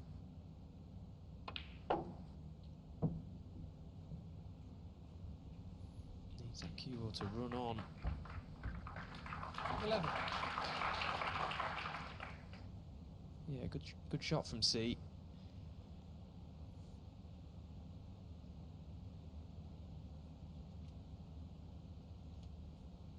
It's amazing to think that just a few seasons ago, really, he was competing on the Q Tour.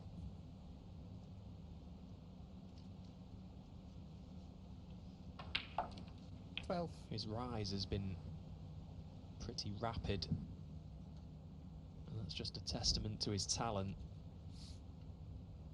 And it's all well and good having the talent, it's what you do with it. He's a very dedicated player, Si Jiahui, based in Sheffield, Victoria Snooker Academy, where a number of top professionals are, all bouncing off one another. 18. Of course, that man there, Ronnie O'Sullivan, is having an academy named after him here in Saudi Arabia to try and raise the level and nurture the players of Saudi to potentially bring a new star into the game. Oh, and again, that's a brilliant pot from Si. Oh, and it's been so unfortunate there. Si Jiahui, 18. That was a From superb red he's potted. He could literally stand there all night, knock that in, and not going off again.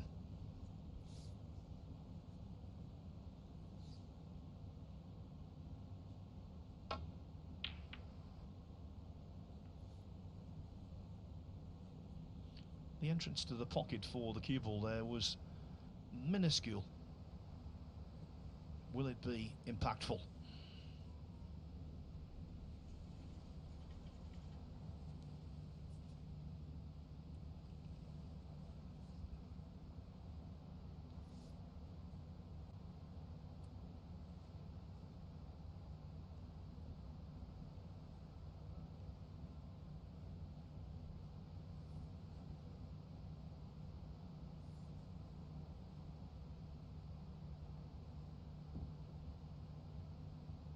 It's great to see the Ministry of Sport and the Saudi Arabia Snooker and Billiard Federation really pushing to grow the level in this region. The fact that another brilliant long red from Si Jiahui. The fact that we've brought a big ranking tournament to this part of the world just allows the people of Saudi Arabia to see top-class snooker, see the level, see our superstars in the game. I clocked a number of kids backstage in the practice room and the VIP area. They're all ecstatic to see these guys in action. And that's exactly what will inspire a new generation. Well, that looks to have been one of the biggest bounces I've seen all week. But as it turns out, he's absolutely perfect.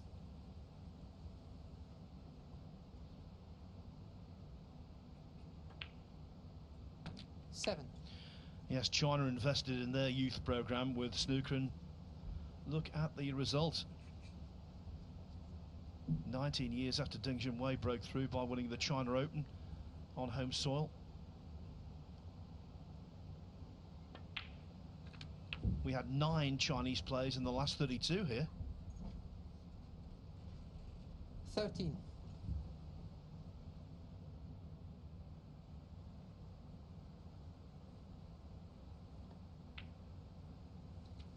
14.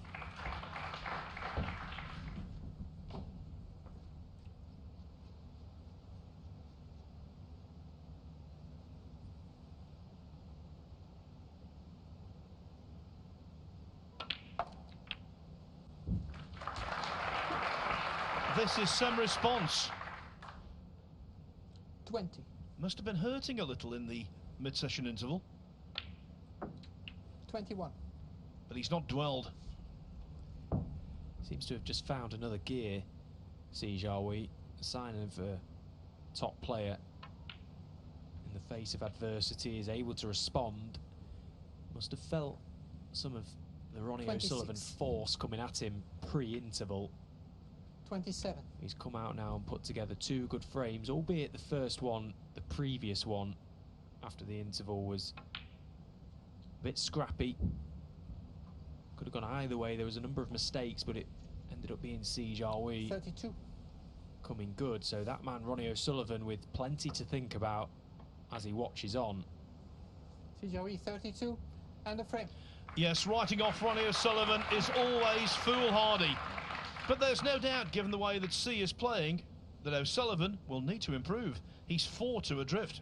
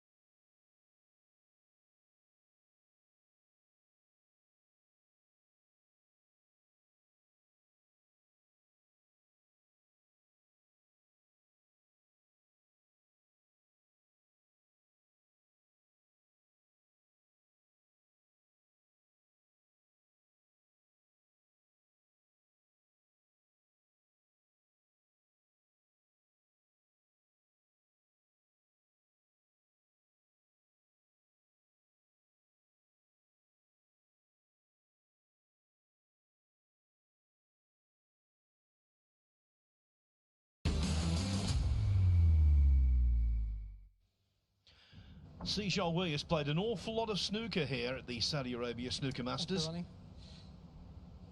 He's had some really good wins. Frame 7. Ronnie O'Sullivan to break. But overcoming Ronnie O'Sullivan in a ranking event quarter-final would be quite clearly the best of the lot. Included in C's victims here, Jimmy White, 2006 world champion Graham Dott, who scored only 28 points in being whitewashed 5-0. He beat Tom Ford in the last 32, scraped home 6-5 against Pang Junzhu in the last 16.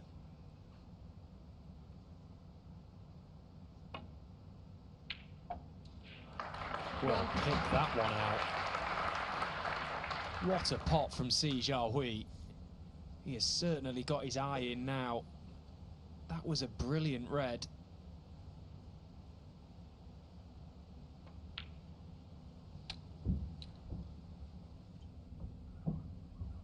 He is a cool customer, isn't he? 8. I really like how he goes about his business around the table. When he gets in the groove, he looks $1 million.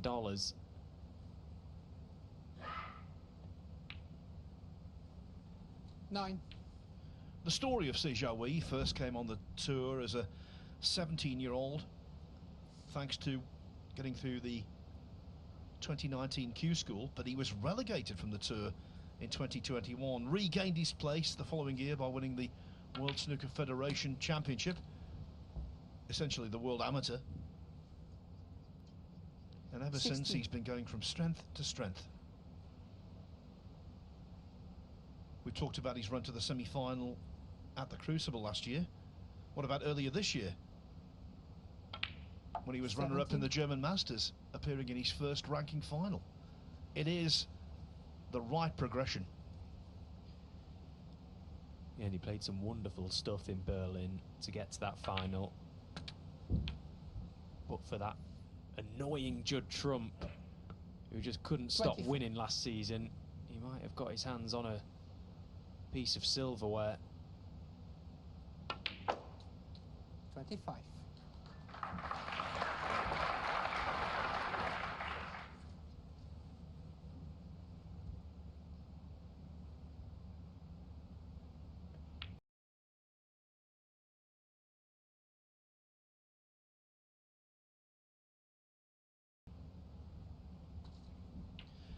Now, throughout the season, this kind of shot plays differently. Some tables are brutally tight, others are a little more generous. And I think this week, 33. as that shot told us, they've been on the generous side. That caught an awful lot of the near jaw, played crisply.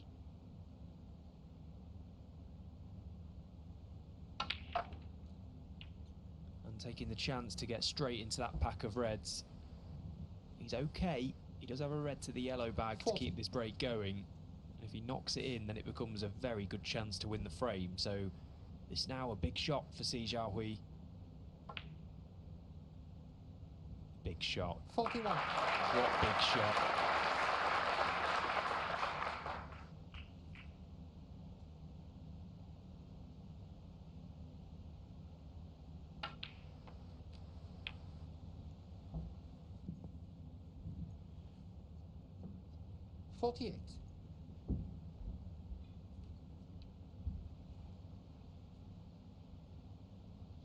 Ronnie O'Sullivan, an interested spectator, and no doubt Nopon Sankam as well.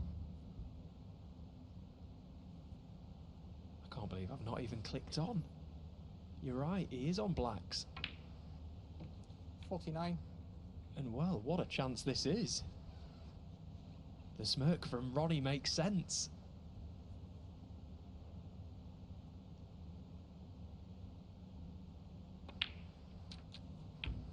Well, regardless, the opening red was absolutely tremendous. And so far, this break has been immaculate. 56. Get the frame one first and foremost. Get yourself to within 57. one of the semi-finals, but you're right. All of a sudden, Nopon Sankam is a little uncomfortable.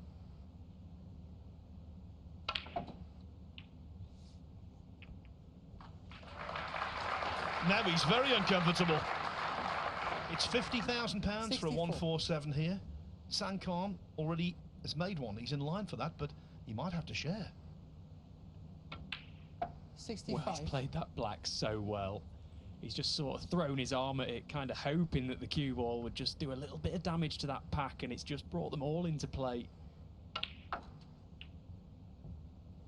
Needs that cue ball to run. 72. Can he top this white just at the underside of the two reds near the pink?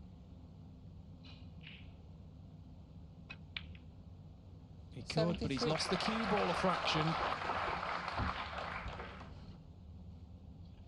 Didn't want to chip that red close to a cushion, and he hasn't. It's still in open play.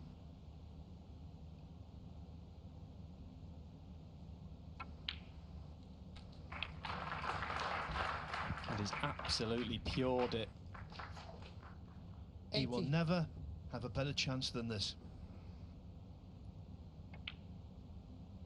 Highest 81. break in professional competition, 140 at the 2020 Welsh Open and this year's German Masters.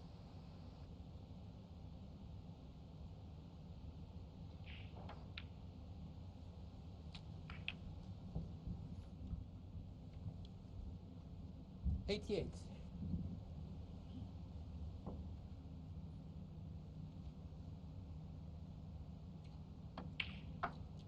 You're 89. right. He will never have a better chance for a maximum than this. Made slightly more difficult by the fact there's 50 big ones on it, Phil. Share it with Noppon Sankam, 25 large.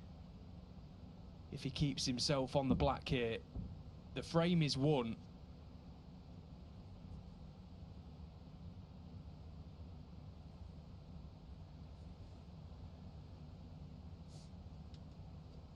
Come on, Si.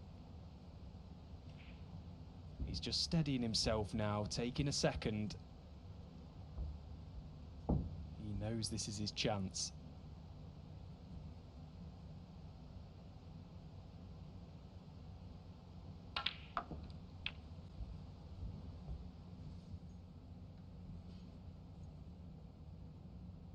$96. Well, the adrenaline there. He's hit that far too well.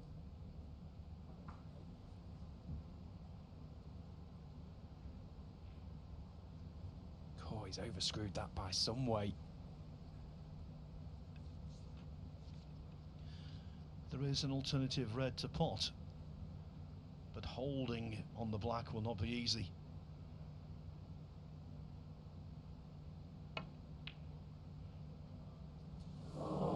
Oh, what a shame.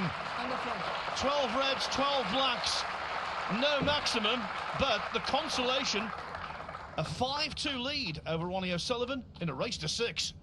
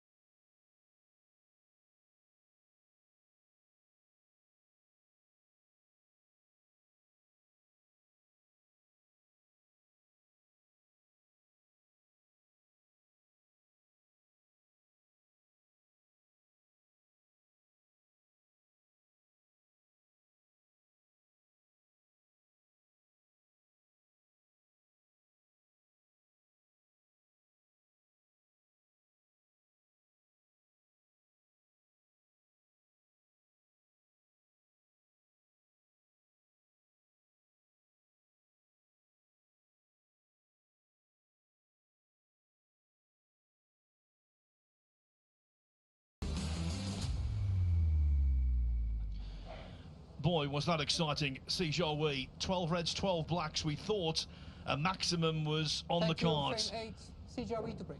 But as is so often the case, number 13 turned out to be unlucky. And he needs to get the excitement and the adrenaline out of his system now. It's very much back to task. Can he see out this game? He's played superbly well after the interval. He deserves to be in front, and he's got a very healthy lead, but he has to see out the job.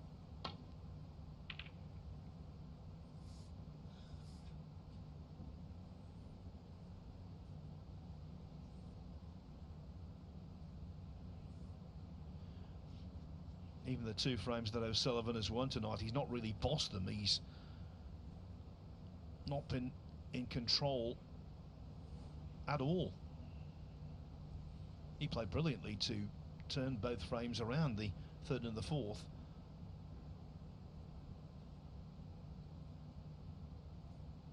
But he's not kept Si in his chair for lengthy periods.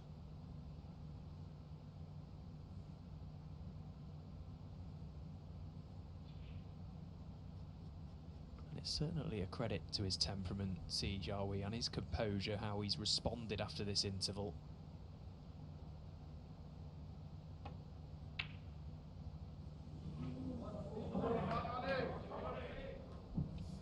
Well, got very close to that red, but that little cannon to this red now has left it onto the green pocket, although it's very close to the object ball, the cue ball.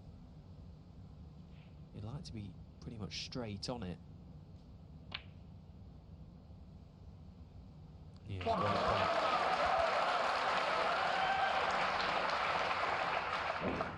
They all loving it.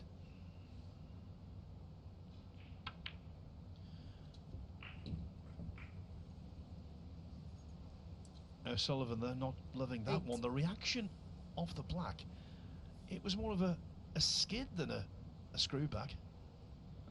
I'm convinced that this cue ball just isn't quite reacting as Ronnie perhaps thinks it should be. He's played a number of shots so far tonight that haven't worked out and have pretty much gone nowhere near where intended.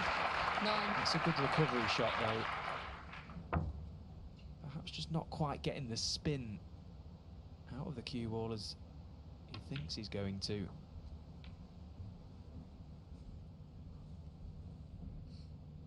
$14.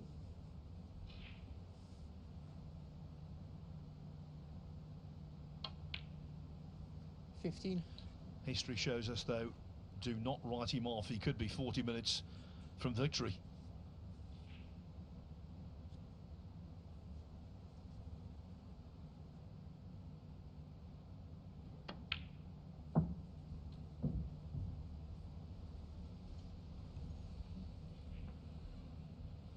$21. From what we've seen so far tonight, it's unlikely that Ronnie's going to go mad for the next 4 frames and just not miss, but you wouldn't write it off. We've seen it before, and it wouldn't be a shock. 22. I do think if the chance presents itself to see, surely he'll get at least one chance in the next 4 frames. That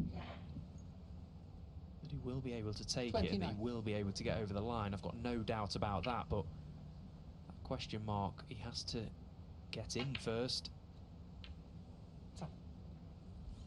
30. Looks like being 5-0 Williams on the other table. The Welshman has just made a 60-plus break to leave Jimmy Robertson requiring a snooker on the colours in frame 5. 38.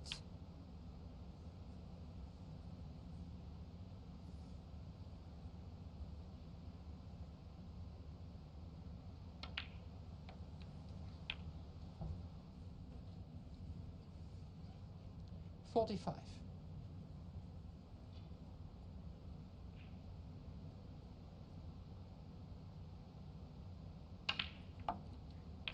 46.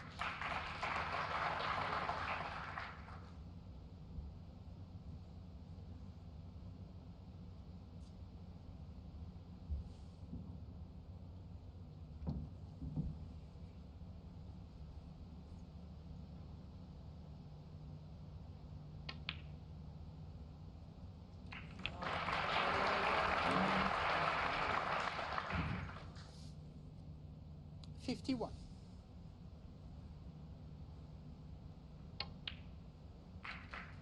$52.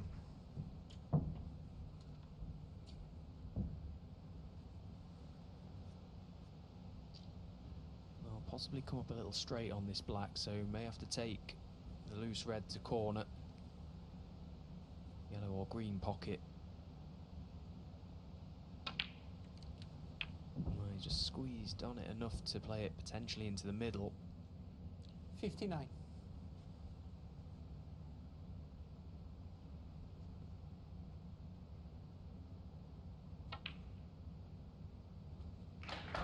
$60.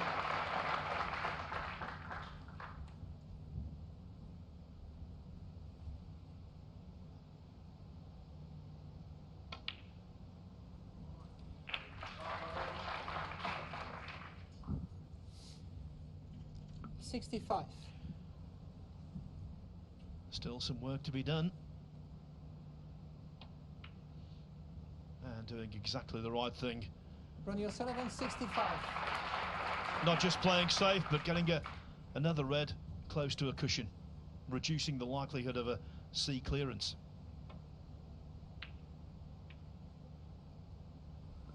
And C taking the chance straight away to try and promote one of the safe reds. And he's not played a good safety shot. Shot to nothing for Ronnie. And that's all it takes. One.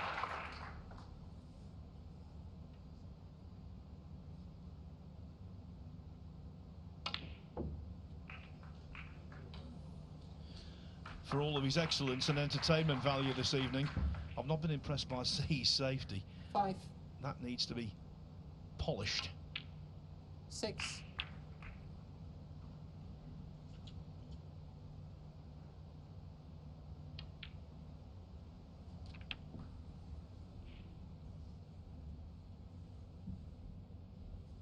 So 13. just giving C something to think about here, keeping him honest, Ronnie O'Sullivan. It's been a good frame. Ronnie O'Sullivan, 13. And the frame. Yes, a good frame for the Rockets and a quick one. 5-2 has become 5-3. Do not write him off.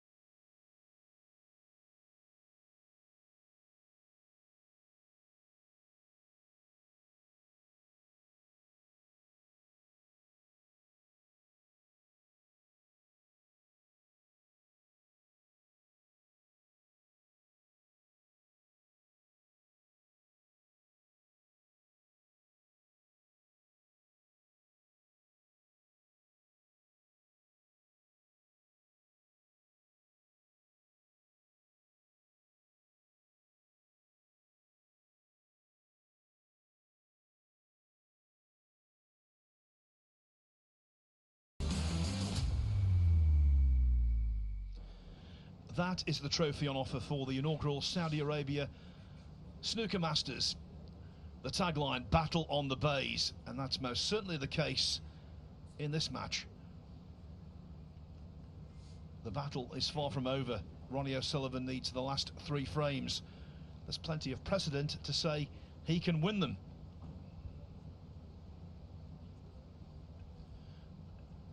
That's Dr. Nasser Al-Shamari, really enjoying the match. And he should be very proud of the tournament he's put together here. It's been one of the best for quite some time. Frame 9, Ronnie O'Sullivan to break.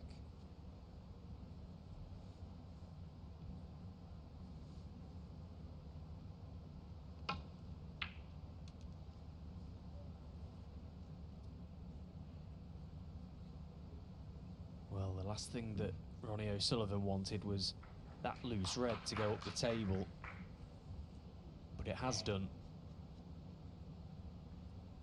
So can Si Jiahui just find one good pot here to get himself nicely in?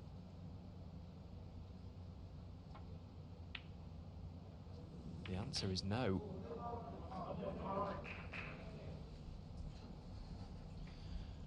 The universal phrase you hear around the world, come on, Ronnie.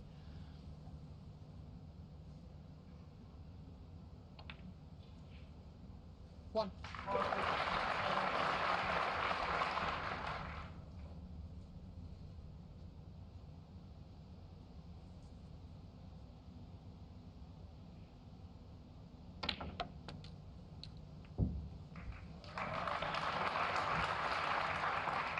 Eight.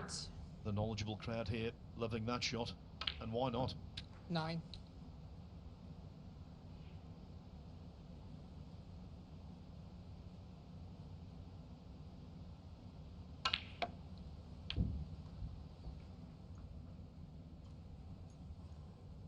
$16. The universal code for when your back's up against the wall in a game of snooker: produce your left hand. Why not?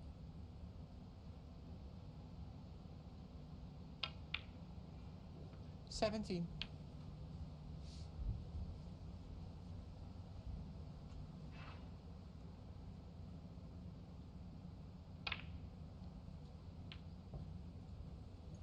So many implications to this match, not least the world #1 position. If Ronnie were to be 23. beaten this evening, Judd Trump, regardless of what happens from here on in, would leave Riyadh remaining at the top of the rankings.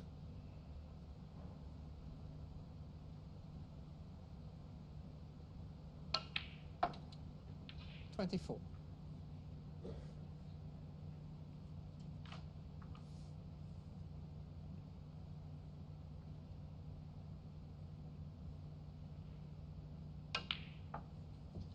I mean, look at some of the shots he's pulling off here with his left hand. It's disgusting, Ronnie. He shouldn't be 28. allowed to do it. It's unbelievably good.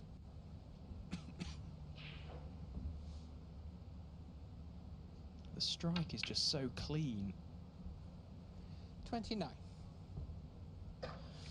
Of course, famously in the mid-90s at the Crucible, he played a match against Alain Robidoux, and he played a few shots one-handed. Oh, hates that one. 36. He's played a couple of that shot so far this evening that have just gone slightly wrong and fallen out of position. Yeah, and he doesn't like that one either. So Si Jiahui steps up to the table with hand on table. Chance at this long red to right corner. Ronnie really did not like that safety shot. Very, very below par for him. So slightly awkward bridge hand for Si, but can he knock this red in?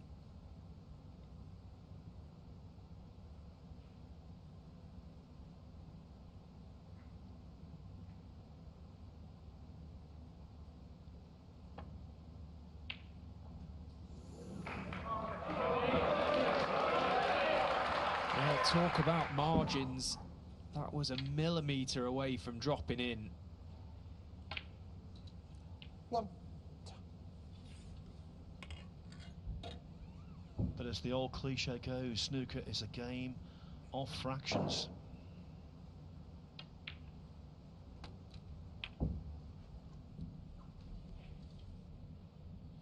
Eight.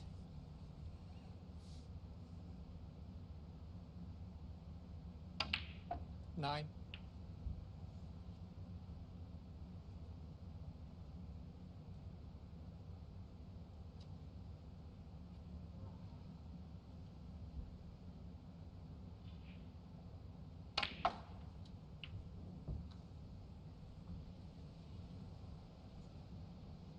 $16.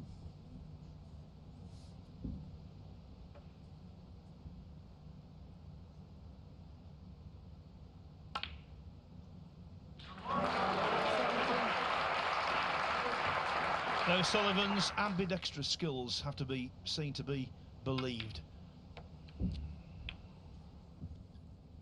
And this isn't an exhibition match. 24. He's not running away with this. He's under pressure. 25. He was fuming that he had to play that one right-handed. What a break this is. Oh, it's just so good.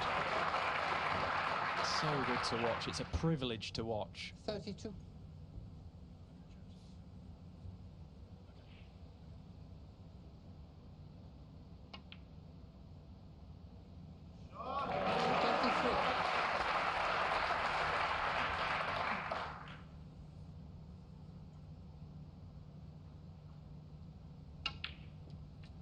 And in just over 5 minutes, 5 minutes and 20 seconds to be precise, this frame is done. 41. Blink and you'll miss him, they used to say. Still very much applies to this day. 48. 49.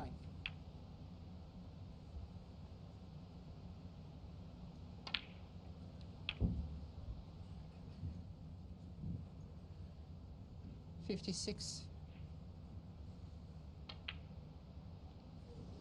Ronnie O'Sullivan, 56. And the frame. Ronnie O'Sullivan is astoundingly good. And he's not out of this match yet. Now, what about Mark Williams?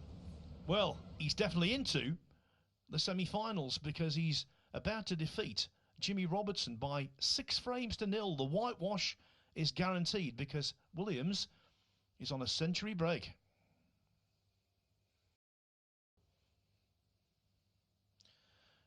And this victory, for what it's worth, means that John Higgins will retain his top 16 place going into the next event.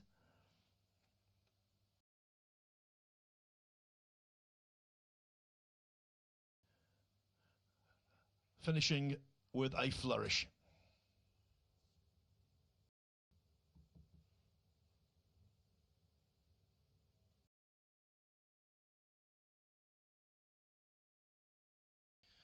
Much of the early stuff in this match was scrappy, but not the end.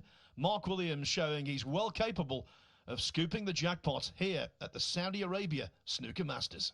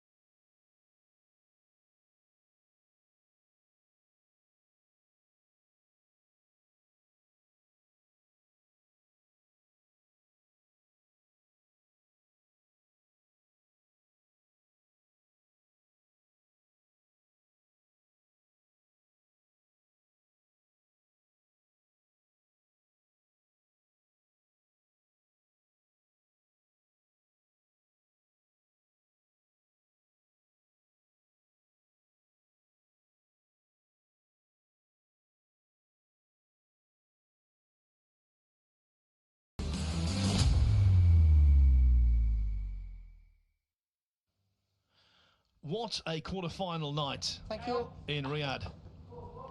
Thank Mark you. Williams through to Si his Jiahui to break. 66th ranking event semi-final. But will Ronnie O'Sullivan make it into his 94th? He has to win the last 2 frames, but after the previous 2, no one is discounting that possibility. Well, Si Jiahui was 5-2 up, and all of a sudden, he's now only 1 in front from nowhere. And all of a sudden, the pressure is kind of on Si Jiahui to get this job done. He was absolutely cruising, and all of a sudden, it's become very tense for him.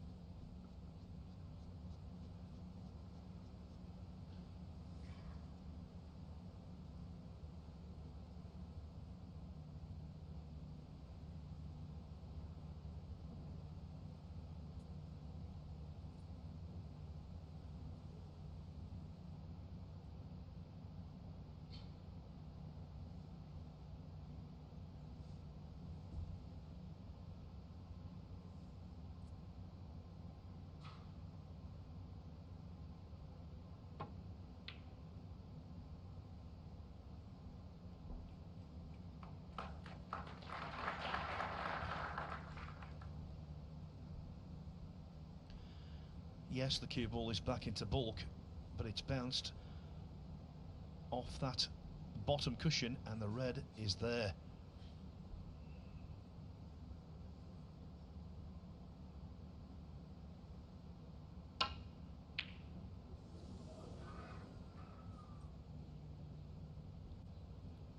Now, this is your chance, Si Jiahui. This red very close to going in for Ronnie O'Sullivan. Struck it nicely. Was really trying to get hold of the cue ball there to hold for the black. Maybe down to the fact that he's missed it. Trying to hold too much, so in goes the initial red. He's come up slightly straight on this blue, which means he's going to be playing his next ball from distance.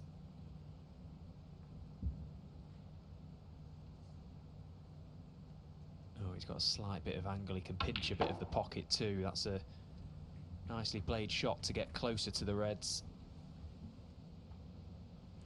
6. Not sure why he's held his hand up there. He's literally played for a red ball and he's landed on one. Well, there we go.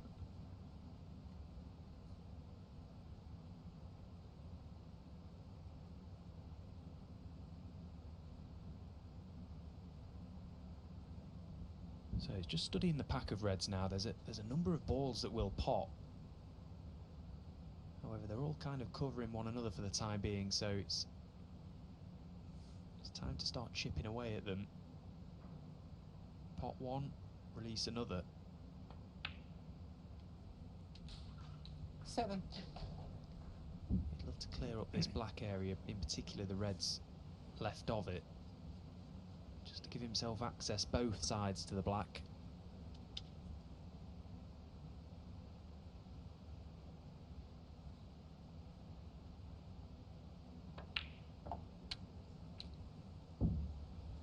Yeah, that's okay. That's good. So this really is now the first chance that we'll get to see 14. as to whether C can get over the line.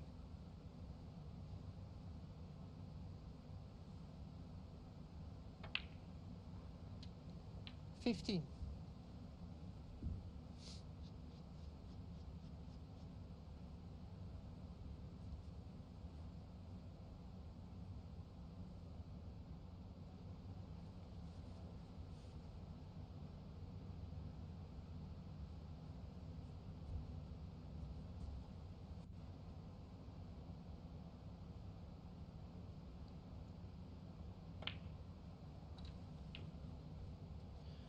This visit will tell us an awful lot about his temperament.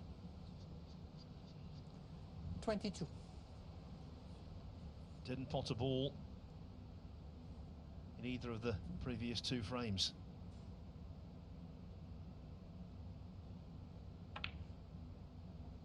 23.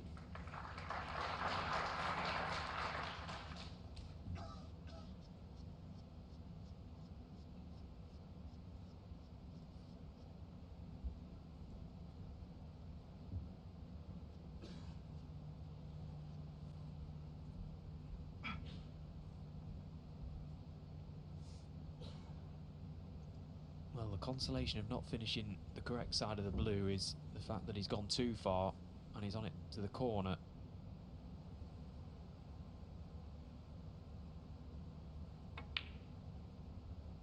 Felt that the cue ball was a natural line that it was taking to land on these reds left of the black, and he looks to have played it perfectly. 28.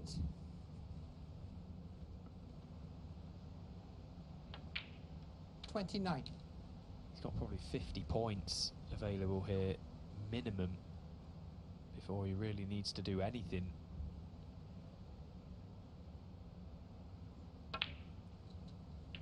Just take what's there for the time being, just establish a healthy lead in this frame. 36. From what we've seen so far today, this is very much a chance you would expect Si Jiahui to take. However, with what's on the line, a place in a ranking event semi-final very early on in this 37. campaign, the fact that if he wins this match, he goes into the top 16 for the first time in his career, and the small figure of 100 smackaroonies on the line as well. So much at stake. Can he hold it together?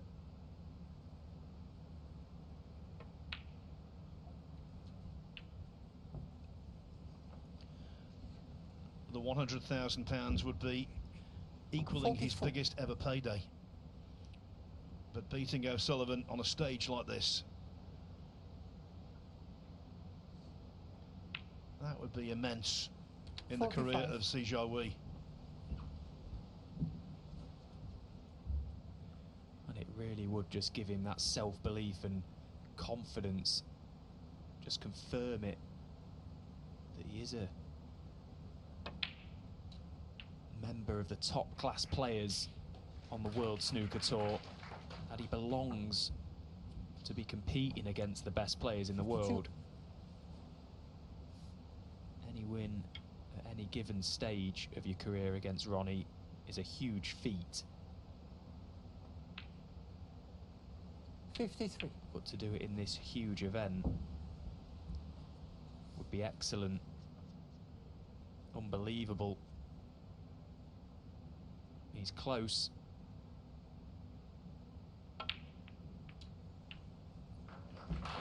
surely that little cannon now is the shot that's going to see Si Jiahui over the line in this game.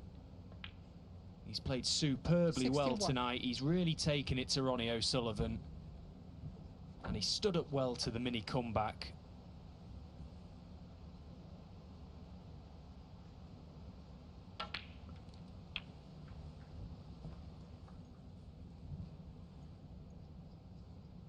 $68. This is it.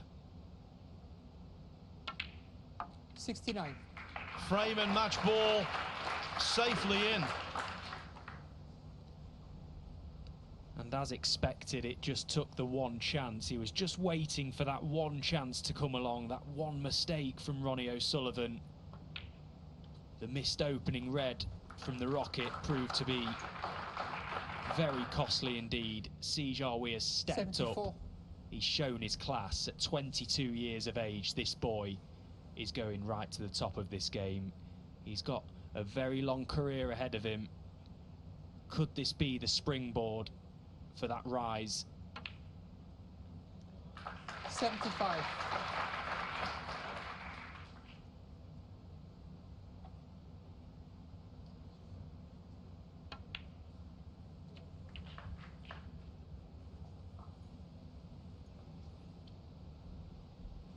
$82.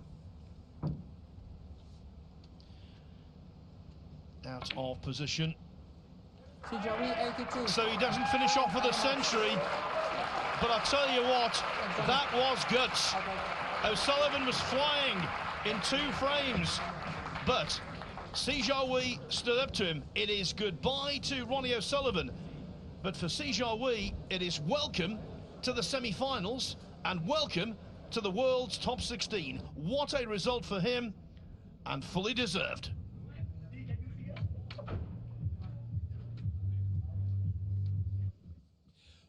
Fully deserved, 22 years of age, and as Phil beautifully adumbrated, in fact, I'm going to pause my thought for a second there to say that right there is just fantastic to see. Si Jiahui, he's beaten, dare I say, his hero Ronnie O'Sullivan, and look at the fans, look at the support for snooker, the snooker community in Saudi Arabia that's clearly growing, and they want to get a piece of the man who, as Phil alluded to, is a man who could potentially go all the way and lift the world title, and more imminently, could go all the way and lift the inaugural title here in Saudi Arabia, Steve.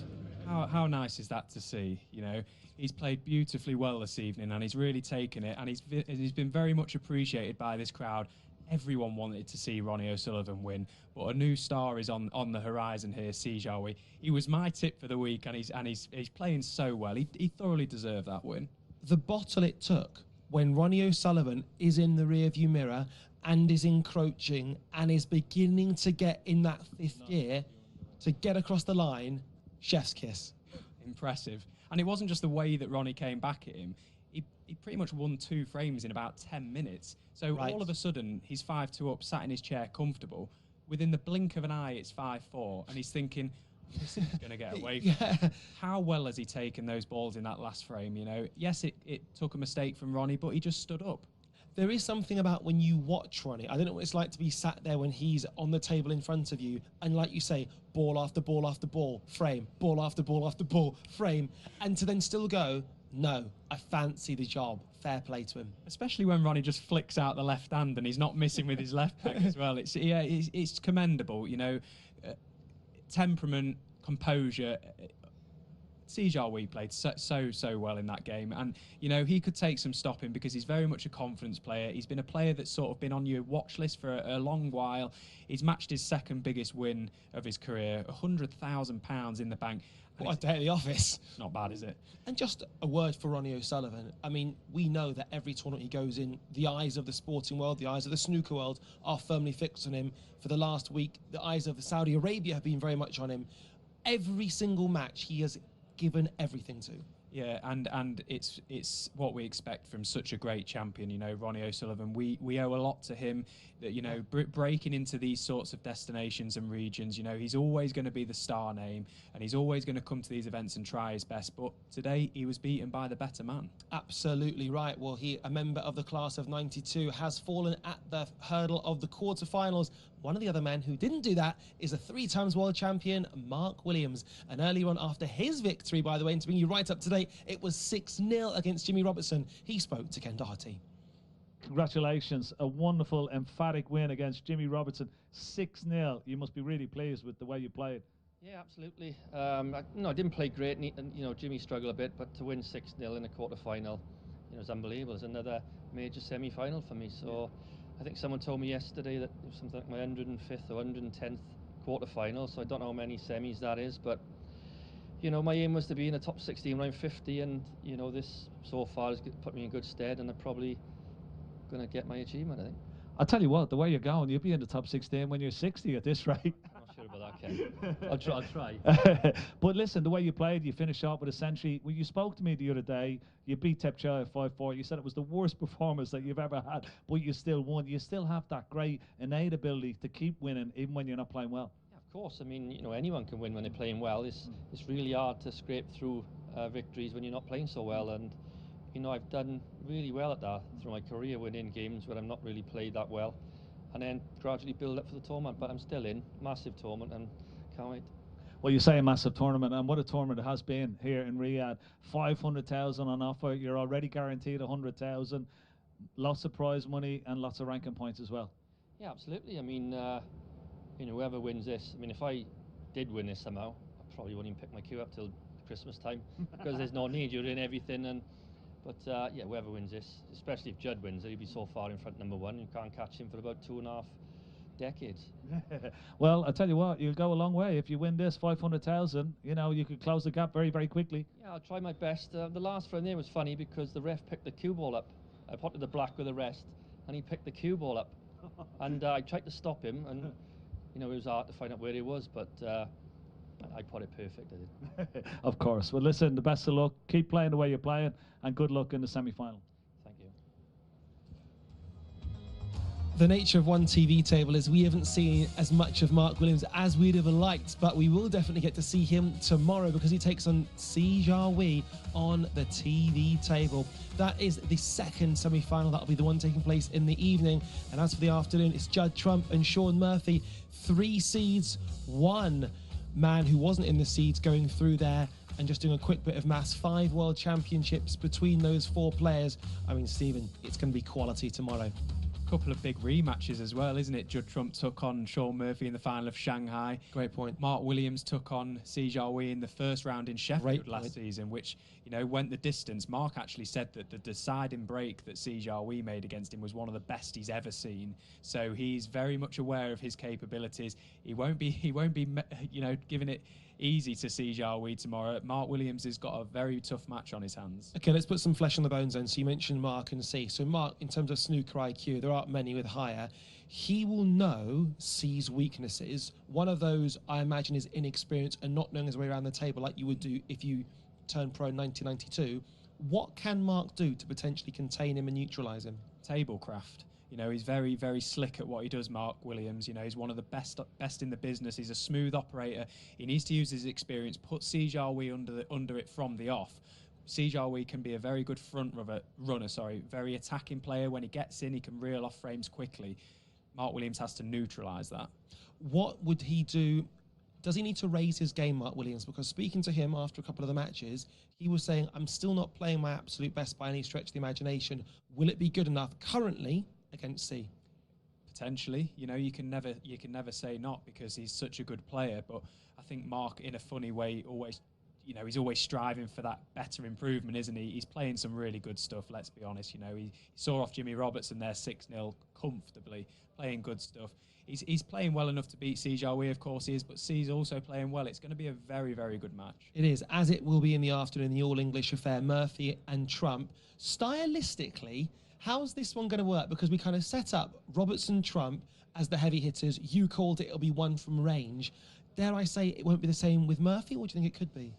I think Shaun has to take the game to Judd Trump. I think he has to attack him early, and I think Shaun's scoring is going to be what's potentially the difference in this match. Judd Trump's game has been rising to another level tactically. He's very good at just caging your opponent, boxing you into that corner. Shaun will obviously be aware of that, but Shaun's, you know, strengths are attacking and heavy scoring, and when he gets in that rhythm, gets that stomp going around the table, as Judd said earlier, it can be very intimidating, and Judd knows that, and he's got to try and stop that tomorrow. Interestingly, one thing Judd also said is the fact that getting the first 2 frames under his belt gave him that confidence, gave him that momentum. So I wonder how crucial those first couple of frames could be if it goes to the Smurf. Yeah, exactly. And, you know, we saw already Judd Trump has been behind in matches in this event, and he's responded well. But he said today he got off to a much better start, which filled him with confidence. And, you know, you feel that Judd, if he does get those first couple of frames on the board tomorrow, the purple patch he's in at the minute, it could just be enough to see him sail away with this win. We saw it in the final of the Shanghai Masters. Murphy played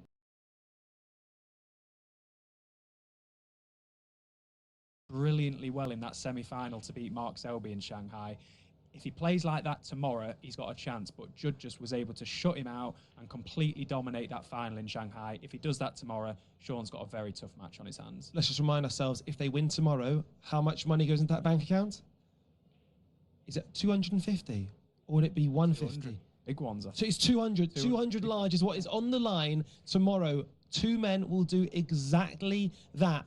3 former world champions and one of the most talented players snooker has ever produced. 4 reasons to watch tomorrow: Si Jiahui, Mark Williams, Shaun Murphy and Judd Trump. We hope you'll see you tomorrow afternoon for the Saudi Arabia Snooker Masters.